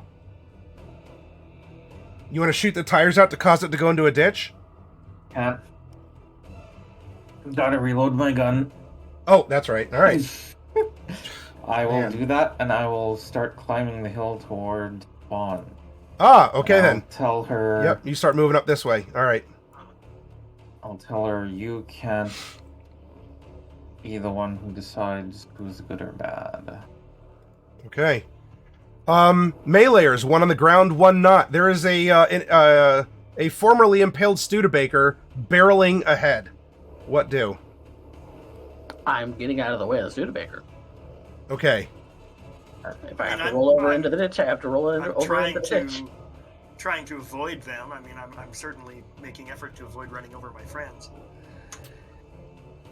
Okay. Are you just bailing? Do you want to do anything? You're on the ground. Do you want to try and trip Joe? I'll try it, but I'm mostly concerned with getting out of the way of the moving car, in case Okay. it swerves. If you want to guarantee get out of the way, you can spend your turn doing so. If you want to try and knock him prone to make him less able to do anything, you can try that, and then scamper out of the way. Maybe That's my aim. Yeah. you want a guaranteed scamper. No. Oh, I want to knock trip. him. Okay. Go ahead. Roll that brawl. Make it closer, please. Ooh. Ooh, that's a good one. Gimme.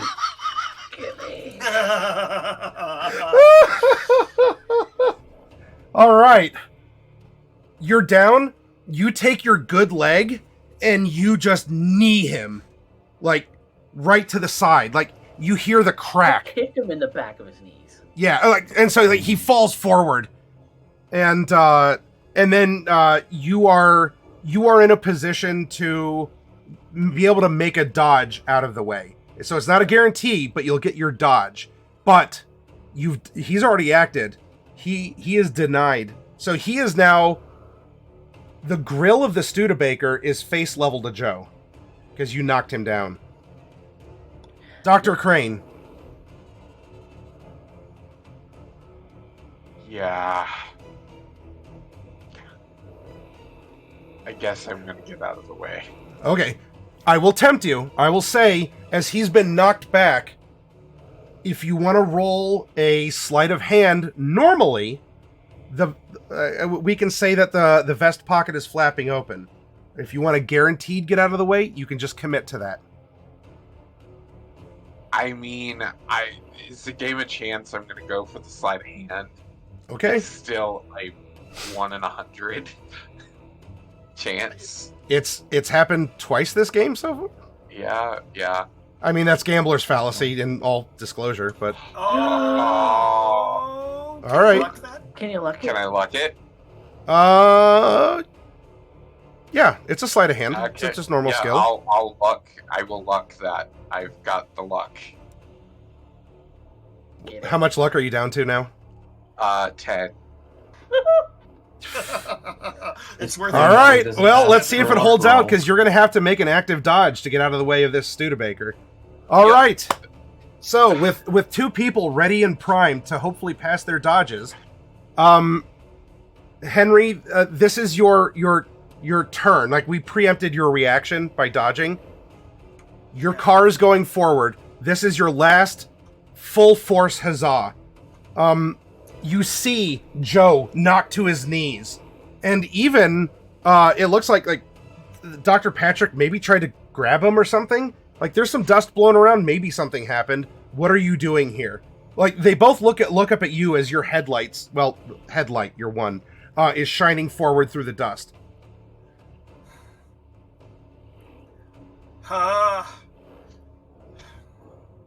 Scrub my head. Can I see what Dr. Crane has just done? Like, is that part of the input into the decision matrix here? He kept trying to grab him, something. The star would be too small in the dust with you driving like a madman. Alright, okay.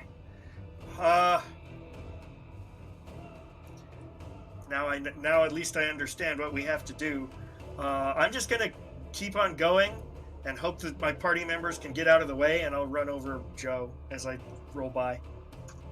Okay. Because I saw Timothy dodge out of the way. So, and they're ready to dodge. They've recognized you. Yeah. All right. So, but roll. Whatever I could do to help, like with drive, that's what I'll do. Okay. Try not to smash them. Roll Hopefully your they don't drive. fall on their face. And you are floating a Fickle God's favor too. Yeah, this is a good time for a Fickle God's favor. Yeah, that's a much better time. 32. With the full force that you've been able to rev up your deluxe car. Oh no, it's kind of a jalopy now. I'll get it fixed. As soon as all this is done, we'll fix it. So, now I need dodges from Patrick and from Timothy, as this cyclopean car is barreling forward. I don't want to see that. Crit fail. That's the worst thing. All right. Well. Friendly fire. Yep. Okay. So both of you, Patrick, you wait. Did you? No, you lucked the last one. Because Candy had a Fickle God and Patrick had a Fickle God. There was I just used my Fickle God. Okay, so it's only down to Patrick. Do you want to use yours? Or Dr. Patrick Crane? Or no? Yeah. Okay. 54. Okay. So. But I did succeed on my drive. You did! And congratulations, you've defeated the bad guy, question mark. Yeah, I defeated the neutral guy. Yeah. Quite you.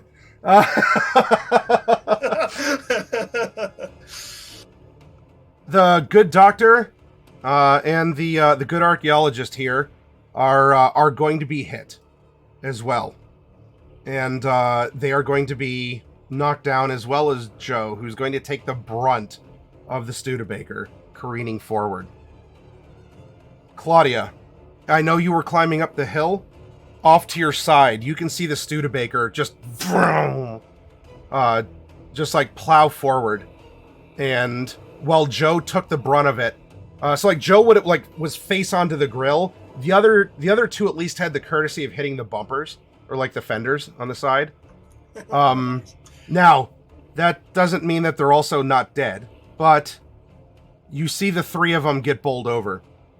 You are trying to climb up the hill. What are you doing? I'm trying to get to Fawn. Okay. Or the tiny Fawn. Right. There's one in the sky, too. Yeah, it seems to be like swirling the dust around, and lightning is streaking from it and to it. Like it's the source. It's the eyes of this storm that's emanating from it here. Okay. Joe is out of the picture.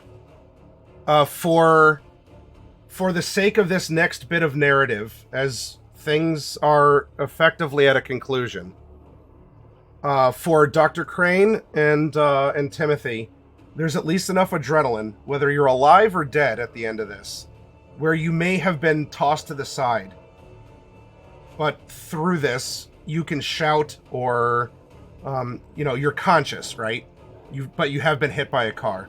I don't know, maybe, Timothy, maybe you've had worse. I don't know. You've been through World War I.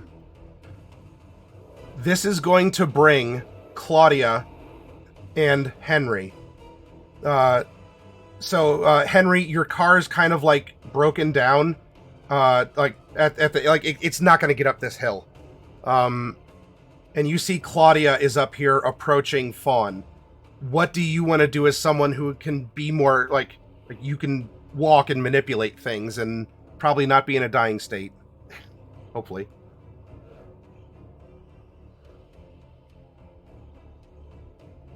Well, Claudia's gonna say, you need to stop this. I don't know how you're doing it, but... Maybe he was right. Oh, you're muted, Fluff. And something was taken from me. Sorry, I didn't mean to. Maybe this world is better. What? Sorry, I thought you were asking me, and I talked, but I. Oh well, no, this is kind of a talking, and if you want to react to it. Well, yeah, do your interaction with Claudia and Fawn, okay. and I'll catch up. Maybe the world is better without me, Miss O'Neill. If anyone should do it, it should be you.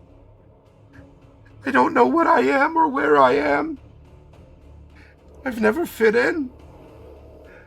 And I only seem to hurt people even though I don't want to. Do it, Miss O'Neill. Just put an end to this. I can't be this thing. Okay, that was her reaction. Henry? Yeah, I feel like I need to help Claudia, but I need to help Dr. Crane and Timothy more. Okay. I feel an odd sense of responsibility. Is that the word? Oh, the Grinch's heart grew 3 sizes that day. It did. All right. It did. And see if they're dead. All right. Not completely dead. Make a first aid. That's a good first thing to do. I don't know how to do first aid. Oh. I 61. guess we can. Yeah, I'm not. It's a 30. Okay. And I don't think I have any more. I don't have any more lucks. I don't have enough luck to fix that, and I don't have any more fickle gods. Okay. So they are kind of groaning and conscious for now. That doesn't mean that there's not internal injuries. Probably, well, Timothy's leg is probably bent the way it shouldn't, but it's okay that he wasn't using that leg anyway, for the most part. I can survive that. Looking for fatal injuries, not broken legs. Well, I had a bum left leg. Yeah, if I have a bum right leg too, that would be bad. For the moment, need they're 2 still games. breathing and groaning in pain. They might. I mean, so they're communicating kind of. The two of you as characters can hear what she said on the wind, so you're conscious of that, and you can groan and shout. So presumably you can verbally interact with her as well if you wish, but you are at least being kind of tended to by Henry, who got out of the car and is trying to look you over. Maybe Dr. Crane can help give you some tips here, if he can sort of be brought back around. So maybe you want to give him the first aid on the next go around. But for right now, you two are kind of in an incapacitated state. We come back to well, unless you two want to say anything, we'll come back to Claudia and Fawn. I imagine that Tim right now is all up in his head. War flashbacks. He's not responding to any of this right now. Yeah, the lightning unfortunately looks like spiders in the clouds too. You're hearing bangs and crit fail means that he's unconscious or he's lost in his own head. He's having PTSD flashbacks right now. Okay. Dr. Crane, anything? or just moaning and trying to be like, put my bones back in and I'll help you. Help me. Yeah. Okay. All right. Henry, the arm bone goes in the arm, please. In the arm. All right. Claudia, you are up on the hill, and you have Fawn there, standing before you, dress blowing in the wind, and she has asked you to, I guess, release her from this realization, or this tortured existence. Joe was wrong. Killing people is a bad thing. Killing you would be a bad thing. I've tried to help so many, and so many people have died. I've really tried. I've tried to help the crops, and I've tried to help people get along, and I've seen that when people have to come together in the face of bad things, they can do great things. And I've tried so often for so long, Claudia. But it just keeps making it worse, and all I want to do is help.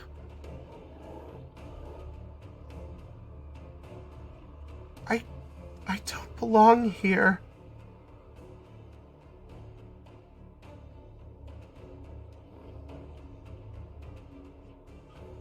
Anything else other than words? She's not gonna shoot her if that's what you mean. Not this turn anyway. That was a heavy implication. Okay. Okay. Then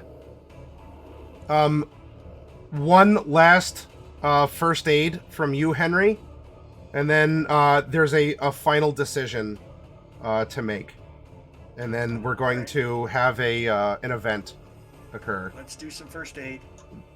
And this is for the doctor, just hoping Yeah. he can maybe get, yeah. Oh, hey, not quite a strong success, but the a arm success. bone in the arm. Okay. So, Doc, in D&D terms, you're stabilized at 1 hit point. Now, Yeah. I'm not saying you can get up and do jumping jacks. Yeah. But you're brought back around. Maybe the adrenaline is rushing. Like your shoulder was put back into place. You have something you can do. It's clear Timothy has slipped into some sort of like fugue or shell shock state. He's catatonic. What do you want to do as you're prone and you're being tended to by Henry? I mean, how close is Tim? He would have been like, I In guess the if you want ditch to on the other crawl side of the to road. him, but yeah, he would have been like knocked off the other side. I mean, So if you want to crawl over and start tending him, then I guess you can. yeah. With Henry's help, if Henry Okay. could help me over there, yeah, I would. And then we Sure. start- Henry, you want to pick him up and hobble over and try and, hey, Timothy? Yeah, I'll help. Okay. I'll help as much as I can. I'll follow orders. All right. Follow But orders, also- Timothy. Follow orders. Follow orders. It echoes in your head. Follow orders. Good soldier. All right.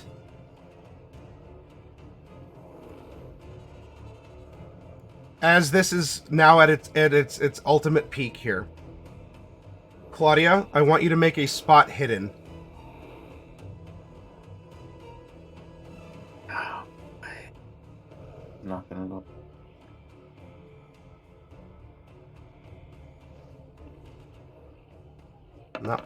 Not looking at a Whoa.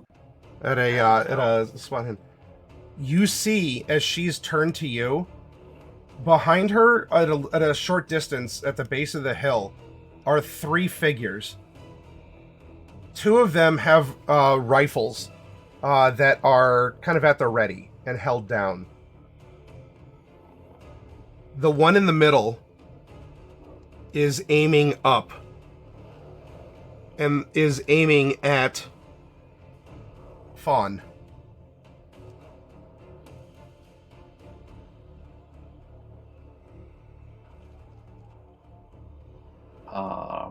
Yeah, I think she's just gonna say, "Don't shoot!" And she's gonna try to yell over the storm. Can.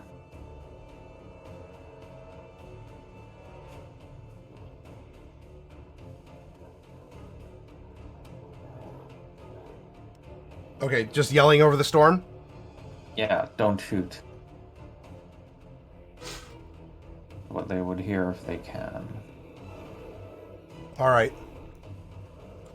As you take that step forward to yell down, Miss O'Neill, you have very pretty blue eyes.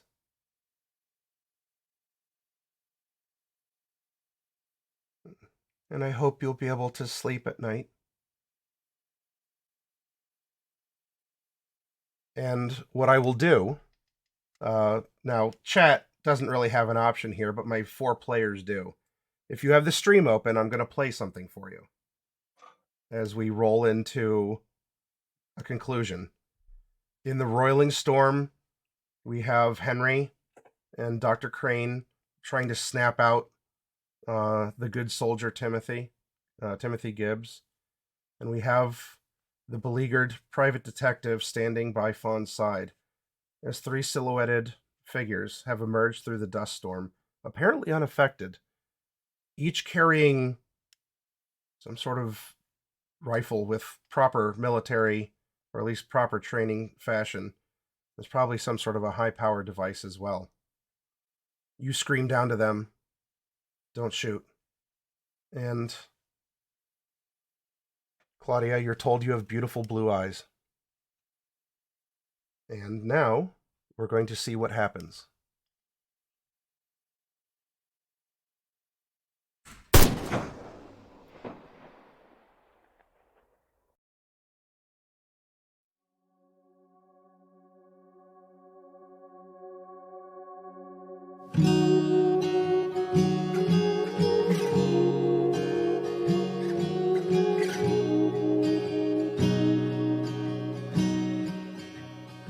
Have you ever looked up at the stars?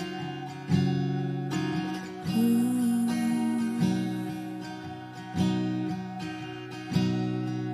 A heavenly matter, does it even matter? 'Cause it's just a matter of time till it's burned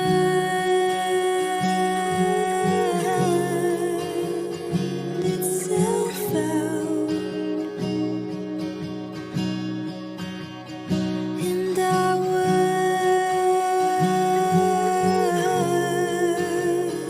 will bound.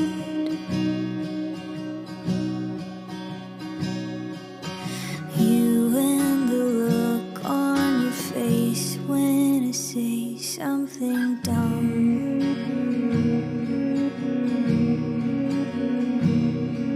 A sky full of blue in your eyes. Can a face be enough to keep us from burning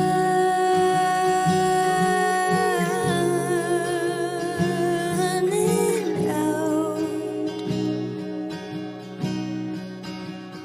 'Cause I don't wanna miss out on the wrinkled eyes and scary times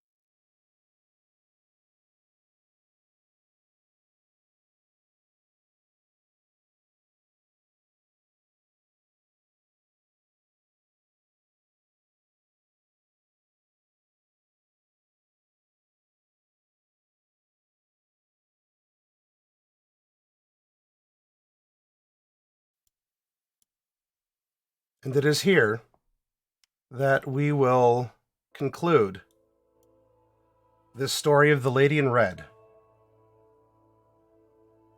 Now, as for the fates of the 4 investigators, any sort of madnesses they carry, guilt, regret, or even a sense of joy, triumph, or treasure, I suppose that's a story that we can ponder, or maybe in another time see what the next step is in their lives.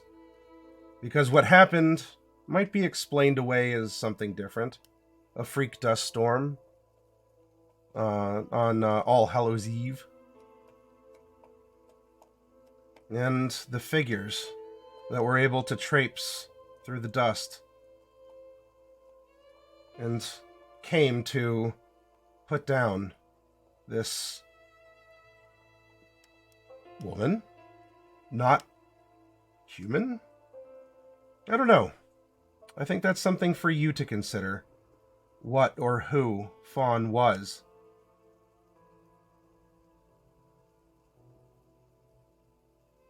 If you want to regard her as just how you knew her, that's perfectly fine. She did have love in her heart, and she wanted to help. But there are always consequences to actions. And conflict, where we see different people of different beliefs, of different backgrounds, and different origins that mix. And we find success in friendship. And we also see tragedy and suffering. And I suppose in this end, that's a little bit of the moral of this of a story that you could find in Call of Cthulhu. Is it a happy ending? Is it a sad ending? Is it even an ending? As I think there's always something a little bit more to discover, more questions to ask, and a little deeper to dig. But as you'll find in a game like this, you can dig too deeply. I appreciate you all being here. We ran late, unfortunately, but I hope you still had fun. And this is going to be the conclusion to the role-playing of this year, as we slip into NaNoWriMo, and then we do some Christmas time workshop stuff. This has been a hell of a year, and for those of you who come by to watch, to chat, and my players as well, and those who've helped me facilitate the games over the course of this year with the systems that I haven't run, and the mistakes I've made, and the questions I've asked, and, well, hopefully the cool stuff that's come up. I appreciate it all, and I hope that we're all happier and more well-rounded. And at least we can walk away from this situation.